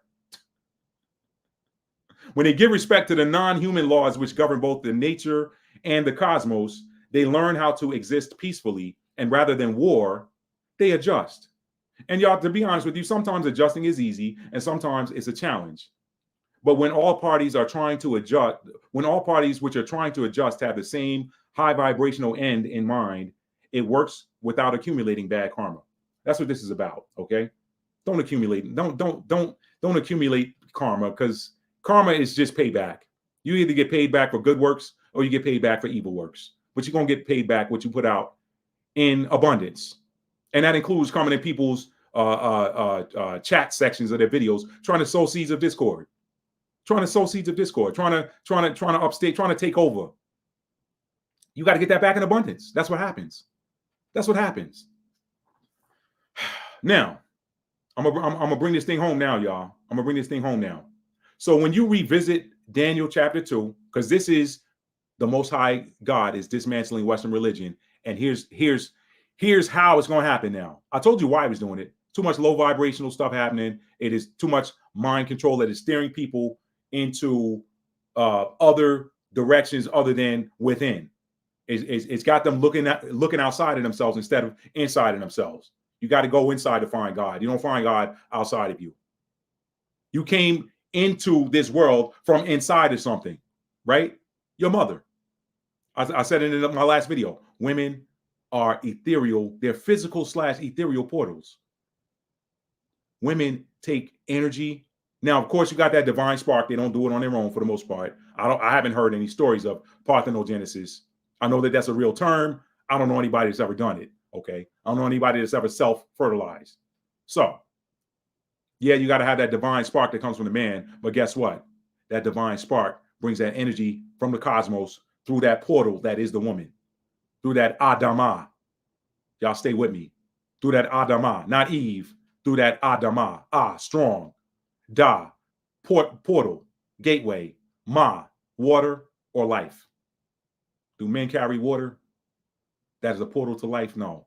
Adamah, Adamah. Strong portal into water. Ma is water. It's also life. Ma, ancient Hebrew, is water. It's also life. Every time you call your mother Ma, you speaking life into her. I love it. I love it. I love it. So when you revisit Daniel chapter 2, and I'm going to read that. I'm going to read a little bit of that. The toes mixed with clay also represents the lack of cohesiveness of world religions. Where did the stone smite the giant statue, y'all? It smote it on its feet. So what does this mean? The feet is what we all stand upon. If someone takes your feet out while you're standing, you're going to fall. You and all however many pounds of you is going to hit the ground, okay? You're going to topple over and hit the ground. So this is why we're witnessing the crumbling and divine dismantling of Western religion. Religion is what powers this beast system, not money. A lot of people think it's money. Religion is kind of necessary to keep it floating, but religion is what powers this beast system. The Pope in the archaic Roman Catholic Church authorized the subjugation, the sea travel and subjugation of different lands in the name of God under the Pope. The Pope authorized that, okay? So this is why we're witnessing the crumbling and divine dismantling of Western religion. Religion is what powers this beast system, not money. Religion is the feet of the statue. Once religion is struck, every other system that rides on top of it is going to be destroyed, never again to be reassembled. And now we know why the Most High is dismantling religion. Before I close out, let me read this second chapter of Daniel, y'all. I'm not gonna read the whole chapter. I'm gonna skip to the dream. Y'all have heard me read this on camera before, so let's go here. All right. Let me skip down. Y'all know the story. Y'all know the backstory. King Nebuchadnezzar has a terrible dream, but he can't remember it. So he wants one of his magicians, his Chaldeans, his astrologers, his whole spiritual, notice I said spiritual, not religious, his whole spiritual team. He wanted somebody to come in there and tell him what it was that he dreamed, and then tell him what the interpretation of it was. And they were like, oh, king, they can't nobody tell you what it was that you dreamed. But if you tell us the dream, we can give you the interpretation of it. That's what we do. We interpret dreams. He's like, man, I done already told y'all I can't remember what it is I dreamed. He said, I'm paying y'all a lot of money to advise me spiritually. If y'all can't tell me what it is that I dreamed and then give me the interpretation of it, I'm gonna have to kill every last one of y'all. Ain't none of y'all worth nothing to me. Y'all worthless. That was from King Nebuchadnezzar. So he sent Arioch, and he said, not just y'all in front of me. He said, everybody in the kingdom that claims to be a seer. He said they're dead, including them Hebrew boys, them too. Get everybody. I'm paraphrasing Daniel chapter 2. I'm summarizing it for y'all. And so when Arioch, the king of the captain's guard, came to the Hebrew boys, they were like, yo, what's King tripping, man? What's going on? He talking about kill everybody. What we do? What we do? Arioch was like, look, man, I like y'all, man. I like y'all, but King told me to kill everybody, man, because he had a dream, and he asked them to tell him what his dream was, and could nobody tell him what his dream was, and he's terrified because the dream terrified him. All right? So I'm going to pick up at verse 15. I'll just pick up here at verse 15, y'all, and read down to the part that's relevant to what is going on here. Okay? What peers' property taxes are. Exactly. That dates back to the 1930s too, by the way. Good point, Alan. Good point. All right, let me read this, y'all. Let me read this. Daniel chapter 2, we're picking up at verse 15. I kind of gave y'all the backstory. Okay. He answered, this is Daniel talking. He answered and said to Arioch, the king's captain, why is the decree so hasty from the king? Then Arioch made the thing known to Daniel. Then Daniel went in and desired of the king that he would give him time and that he would show the king the interpretation. Then Daniel went to his house and made the thing known to Hananiah, Mishael, and Azariah, his companions. So that Shadrach, Meshach, and Abednego, y'all, those were names that were given by the Babylonians. Those were not Hebrew names. Just so I know people get that confused sometimes. Shadrach, Meshach, and Abednego were the names that were given to them. These ancient people, they knew that these names held vibrations. So this is why they would change these names, because again, what did the Most High say? He said, if my people, which are called by my name, would humble themselves and pray. You can go to the, they made it harder to get to it now. It's funny, y'all, they made it harder to find, but you can go to slavevoyages.org and do a search and find this African names database and type in YAH and see how many names came across in those slave ships that are recorded that had the name of the Most High embedded in them. If my people, which are called by my name. Ben Yamin, all of these, everywhere they had y'all can go do that. Again, it used to be very easy to get to. The last time I went there, I had to kind of comb through the site to find it. So I guess too many of us were spitting that truth, and they were like, hey, we don't want to remove this because it's a resource, but let's make it a little bit more difficult to find. So anyway, African names, or what is it? Slavevoyages.org. I'll put that in the chat here. Let me do that right now.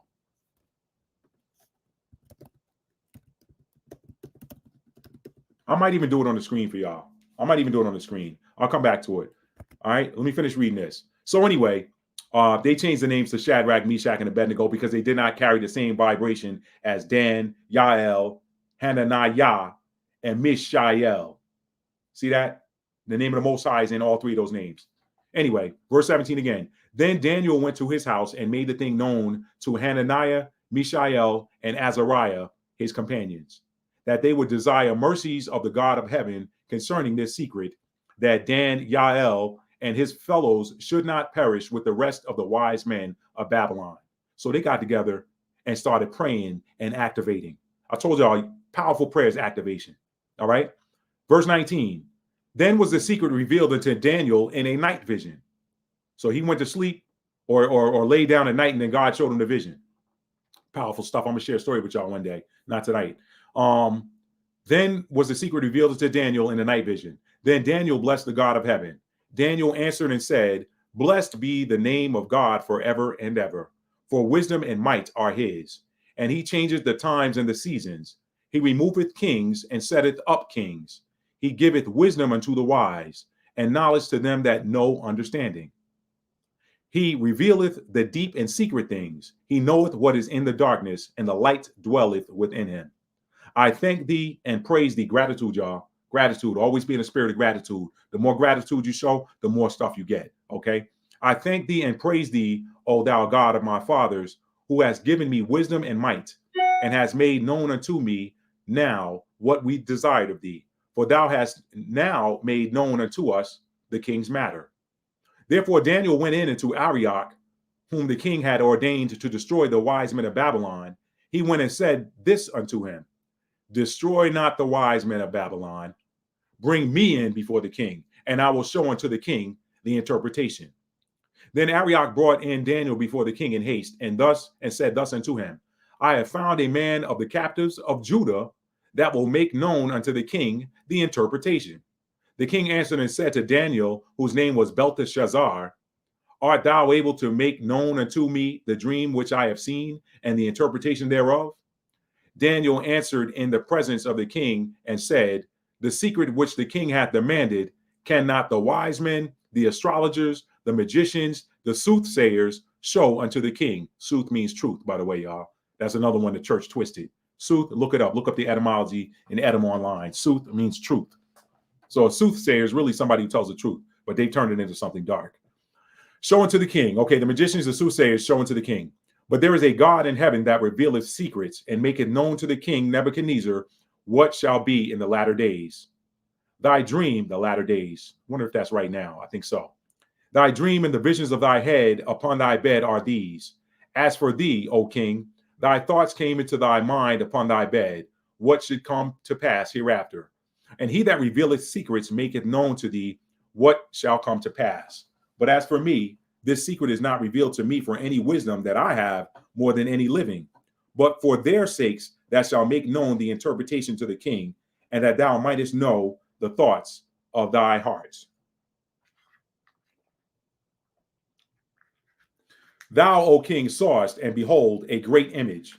This great image, whose brightness was excellent, stood before thee, and the form thereof was terrible. He's talking about what he saw. This image's head was of fine gold, his breast and his arms of silver, his belly and his thighs of brass, his legs of iron, his feet part of iron and part of clay.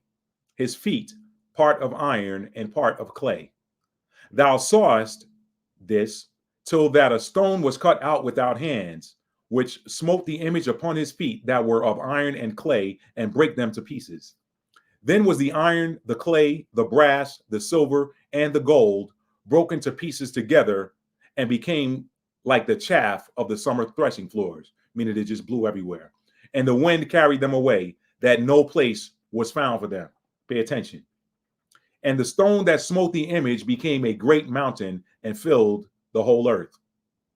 This is the dream, and we will tell the interpretation thereof before the king.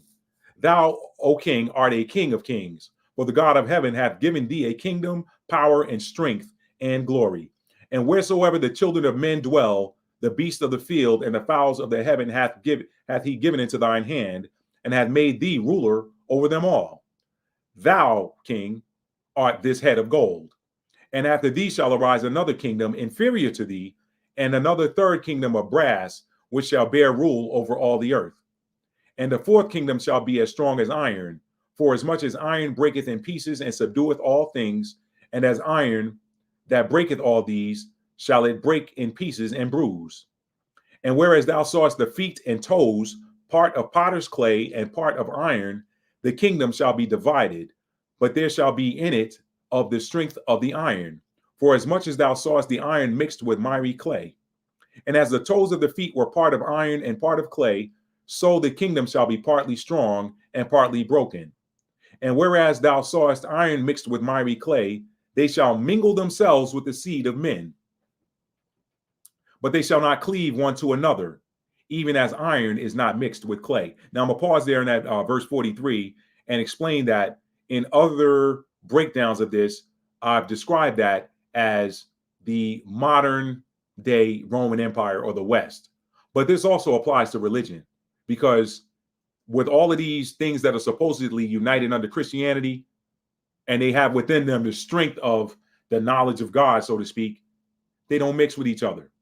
Baptists, Methodists, Episcopalians, Seventh-day Adventists, Mormon, they don't mix together. They don't cleave to one another, even as iron is not mixed with clay. So it's the same with religion. This is why I brought this up. All right. You're going to see it in a minute. And in the days of these kings shall the God of heaven set up a kingdom which shall never be destroyed. And the kingdom shall not be left to other people, but it shall break in pieces and consume all these kingdoms. and it shall stand forever. For as much as thou sawest that the stone was cut out of the mountain without hands, and that it brake in pieces the iron, the brass, the clay, the silver, and the gold, the great God hath made known to the king what shall come to pass hereafter. And the dream is certain, and the interpretation thereof sure. Okay? So, when he smote it on the feet, the whole image or the whole thing, the whole giant statue, it toppled over. What was the feet? The feet were mixed with part iron and part clay. They didn't cleave together.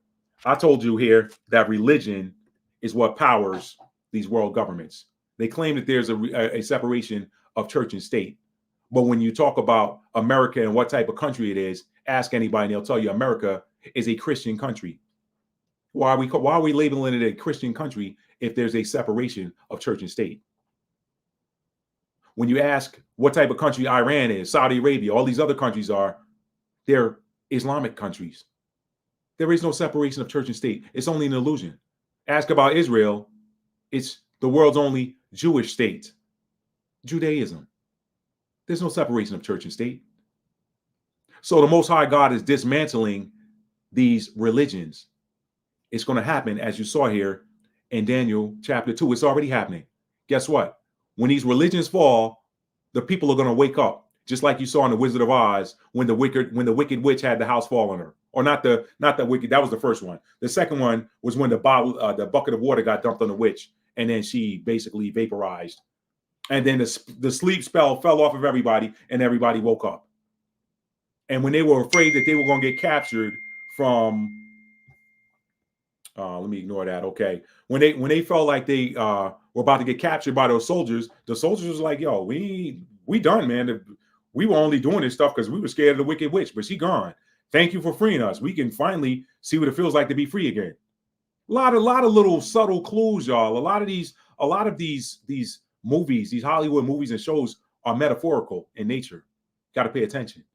When the wicked witch died, even the wizard was like, the wizard got found out by the dog. The dog pulled the curtain back, found out who the wizard was. He was a man behind the curtain, throwing levers and pushing buttons. When they found him out and he found out the witch was dead, they're like, man, look, the evil in the world's gone. Everybody can go live happily ever after now. It's probably going to happen a lot like that. Something's coming that's going to destroy these world religions. That's why the Most High is dismantling religion. When Western religion falls, what do you think is going to happen? Now, there was something I was supposed to show y'all, because this is the end. I'm pretty much at the end now. Lady Dagger Status, feel better soon, my friend. Feel better soon. Yeah, you got to get that rest in. So definitely get you some sleep. Check the replay, okay? Check the replay. Make sure you got enough salt. And I ain't talking about table salt, but I saw this guy on YouTube, this doctor on YouTube that said a lot of times, and I don't know if I'm not trying to practice medicine or anything like that. Just passing on what this doctor on YouTube said. He was like, a lot of times, you got to make sure you got enough salt in your diet or whatever. But don't talk about that on here, because nobody should ever talk about their personal medical stuff online in front of all to see. But I'm praying that you get well soon. Okay. Let's see. Let me read some of these comments. There was something I asked somebody to remind me of. I think it was, let me go back up in the comments. I think it was it Elevated Ashera? I think I said I would come back to it at the end, and I don't remember. Let's see. Let me just go back through here really quick. Explanations, confusion, delusions. Yes, very old soul. Big Levi has a book. I just bought the AK Family Handbook that explains all the angels and much more. Cool. Holy Trinity explained. I don't remember, y'all. I do not remember what it was that I was supposed to come back to. But if whoever asked me the question earlier can remember, just put it in the chat and I'll try to deal with it at the very beginning. Yeah, and I don't remember, just because I don't remember. But let me see. I don't have my phone with me. I was going to pull up that rabbi video, and I don't need to do that. I don't need to do that. That's not even necessary at this point. Second Exodus. Yeah, I don't think that was it, Loretta. It was something else. I'm pretty sure it was something else. Oh, well, she did ask, what did I think the second Exodus was going to be? Maybe that was it. Yeah, maybe she asked what did I think it was going to be. You know, to be honest, and I think I said this before, I don't know, to be honest. I don't know. I've heard some different narrative. I've read different scriptures regarding it. The prevailing one is, you know, the Messiah said it, and the Most High spoke it through the prophets. He said he was going to send his angels to gather his elect from the four corners of the earth and place them back in the land that he gave their forefathers. But as I said in my last live 2 nights ago, the Most High will tell you what he's going to do. He seldom, if ever, tells you how he's going to do it. So I don't know if it's going to be that. There's some other prophecies in the book of Isaiah that, and maybe one in Zephaniah that says they're going to be carried on the shoulders of the oppressors or whatever. So that could suggest that the same people that were whose thumbs we were underneath were going to put us back. I don't know. I'm here for it, but I don't know how it's going to happen. I don't know how it's going to happen. So this is pretty much the end of the video, and there's a passage of scripture in Deuteronomy I thought about earlier that I wanted to share, y'all. But this is pretty much it. This is pretty much it. Let me see if I can find that passage. Y'all know I always do like a little reprise at the end. Where is it? Let's see. Where is it? The stranger that is within the, is that the one I wanted to find?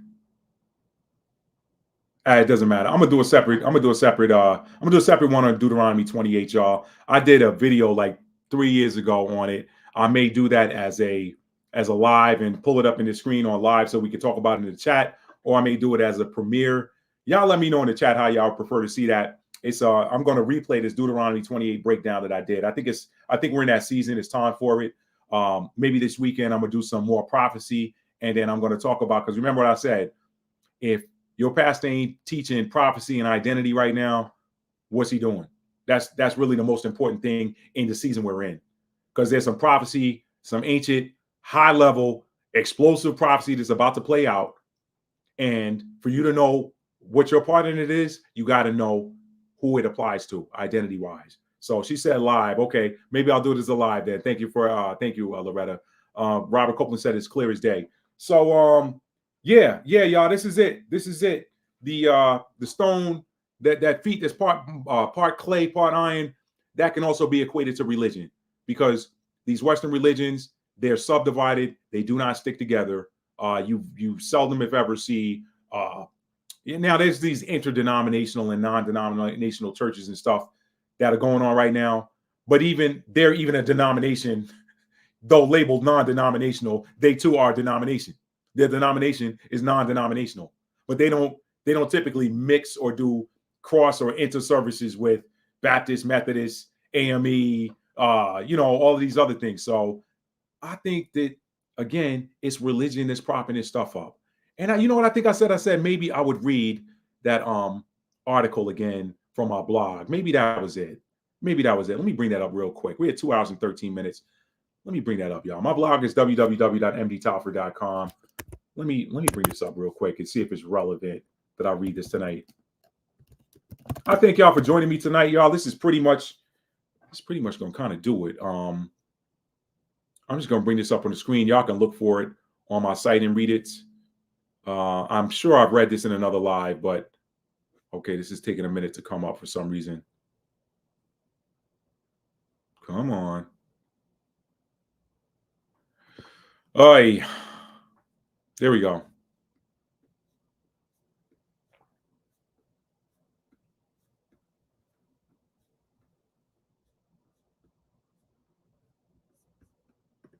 Stand by, y'all. What if this is my browser? Stand by.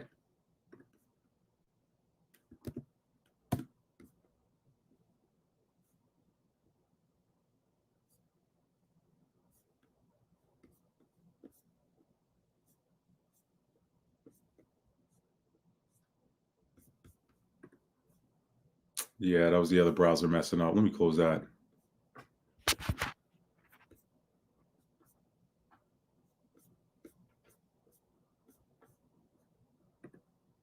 Yeah, who knows, y'all? Y'all know who's steady, who got a whole military unit, who got a whole military unit dedicated to freaking cyber stuff. Got a whole military unit for, you know, when y'all saying stuff that they don't like, they come for you. It's real. It happens. It's all good. It ain't coming up right now, but maybe I'm a transmuter to say the Most High don't want me to show it tonight. I'm good with that. Let that stand, because if I was supposed to show it, it would pull right up. So I ain't supposed to show it tonight. But listen, family, that's all I got, man. That's it. That's it. The Most High God is dismantling Western religion. Yeah, you got all these churches out here recruiting now and trying to bring people back, talking about people turning away from God. Ain't nobody turning away from God. They turning away from doctrine. They're turning away from doctrine that's failing them, and they're going within and finding the truth. And this thing is bigger than all of us. It's cosmic. Okay, it's cosmic. We have hit a divine timing period where this is the time for those to wake up. All right, and I'm gonna talk about that in another. Y'all know when it's time for me to get off of here, I don't want to get off of here with y'all, but I have to. All right, I gotta save some comment. I gotta save some content for the next video. So that's all I got, family. Listen, if you like this video and you haven't done so already, please give it a thumbs up on your way out. If you're new to the channel and you like being educated, entertained, uplifted, inspired, hit that subscribe button and make sure your notification bell is set to all, so you'll be notified when I'm uploading new content or when I'm going live. Okay. And thank you to everybody that came here tonight. Thank you to everybody that stayed for the whole live. Y'all know I appreciate y'all to the moon and back, man. I love y'all, man. I really do, man. Y'all make this so much easier to do what I do, man. Especially y'all in the comments, man. Staying on top of stuff and let me know when there's trolls in there. I appreciate y'all, man. Let me read some final comments here. God's daughter said, religion has become and turned out to be the biggest distraction. It stops the natural flow that the Most High God put in place and in order for us to vibrate at our optimum force. Exactly. Loretta said, I spent my whole life with my stomach in knots, and after I got the call last year, I've never felt peace in my life like I do right now. Same here, Loretta. Same here. So there's a documentary about the pre-selection of presidents. Man, y'all are so knowledgeable. I thank y'all for being here. Y'all are so knowledgeable. Alan said, what peers property taxes are. I like how you break that up. That's real smooth, Alan. I love it. Tor Girl says, so religion was a controlling energy used to dumb us down, become walking dead and wrapped up in fear. Wow, I'm daily unwrapping myself from it. You know, Tor Girl, I'm with you on that. And the truth is, it served its purpose. It did. It did have a little bit of a purpose. Again, it was that it was the belt of chastisement to correct our ancestors, which are us. Basically, you come back as you know what I mean? I gave the pine tree example and the pine cone example in my last live. The pine cone that falls from the pine tree and hits fertile soil and starts a new sapling, grows another tree, that is the original tree. And then the next pine cone that comes from that second tree becomes the third generation of a tree, but it's all the original tree. We are our ancestors, okay? We are our ancestors. So these things, these quote unquote curses of Deuteronomy 28, they befell us because we are our ancestors for the most part. But that part is over. I'm going to break down Deuteronomy 28. And thanks to my sister Loretta over there, I'm not going to do it as a premiere. I'll do it as a live. We'll watch it together. It'll be a rebroadcast of an old video that I did. And I may doctor it up and take out some stuff that I had to add in there for a product that I don't sell anymore. So I'll take that out, or I'll just skip by it when we get to it. But we'll go over that. We'll do that this weekend, family. And then I'll do that Deuteronomy 28 one so that we will have some context of what's the word I'm looking for? Context of identity. And then I'll hit some more prophecy after that. So it's closeout time, y'all. It's closeout time. So listen, man, y'all finish the race strong. Finish strong, okay? That's what I was going to bring up on the stage. For those of y'all that are still here, slavevoyages.org. That's what I was going to bring up. I'm glad I scrolled back through the comments. I want to show y'all this live because it's difficult to navigate. So let me bring it up. Hang on. That's exactly. I'm glad I went back through there. Stand by, y'all. Slavevoyages.org. Thank you to the Divine Mother for showing me that because I had completely forgotten. So thank you to the Holy Spirit, aka the Divine Mother. However you want to slice it, it's the same energy. Let's see. Let me bring this up on the screen.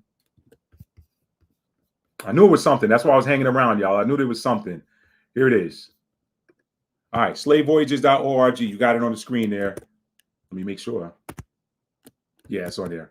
All right, so let me go here and let's see. Resources, is this it? They changed this website around, y'all. They did. Transatlantic. Let's see.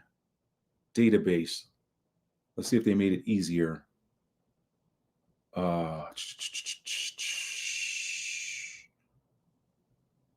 enslaved people. Overall numbers, landing numbers. See, I'm looking for the tables. Let's see, cell, no. Yeah, see how understanding enslaved databases, African origins. Let's try this one. All right. They have really made this. Okay. Name. Let's try this. I hope y'all are following along. Let's see if that's it. Okay. Yeah, here we go. Oh, they changed it. Before it was like 900 something. Now it's showing 1 through 15 of 319 entries. But this gives you an example. All right. It gives you the names, modern name, language group, age, all of that stuff. So this is what they have in the databases. Okay. And over here you can see the name Yam, Aya,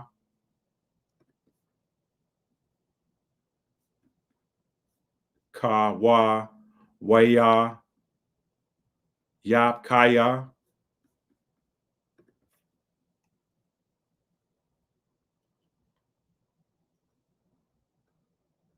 They have really made this challenging to find this. Let me do this again. Let's see. Where is it?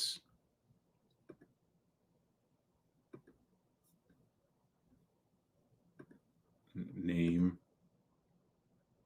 is at least. Let me see.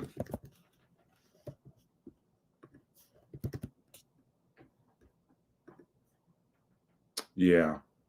Ya, Barban, Ya, August Shaw Sa. Yeah, it was a lot more, but y'all can play with it. Y'all can play with it. These are slave names of people that came over, and Gaia, and you can just kind of play around with it. But again, when you hear my people who are called by my name, y'all know the name of the Most High.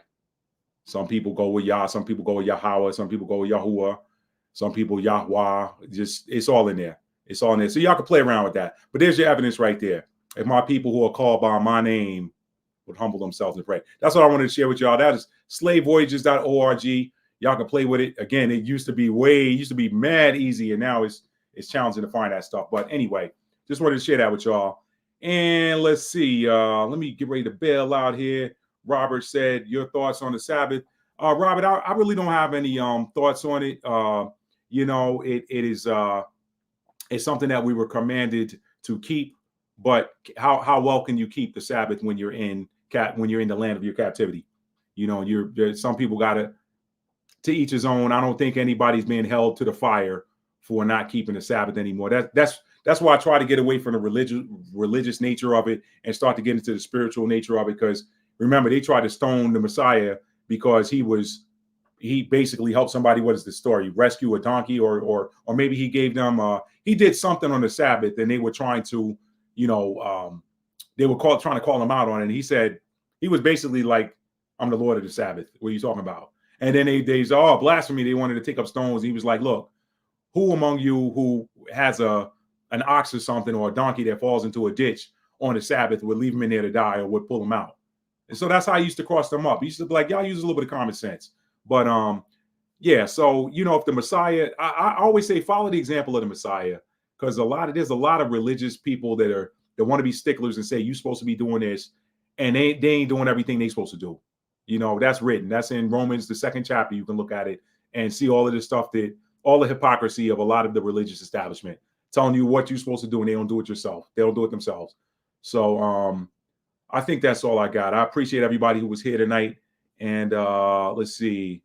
I think I've gone through all of the comments. So yeah, I have. So man, I appreciate y'all. I love y'all. Again, tell somebody you love them and mean it. How do you mean it? You have to show it. Love is a verb. It is a noun as well. But when we focus on the verb, the noun takes care of itself. I'll see y'all on the next live. I love y'all. Peace.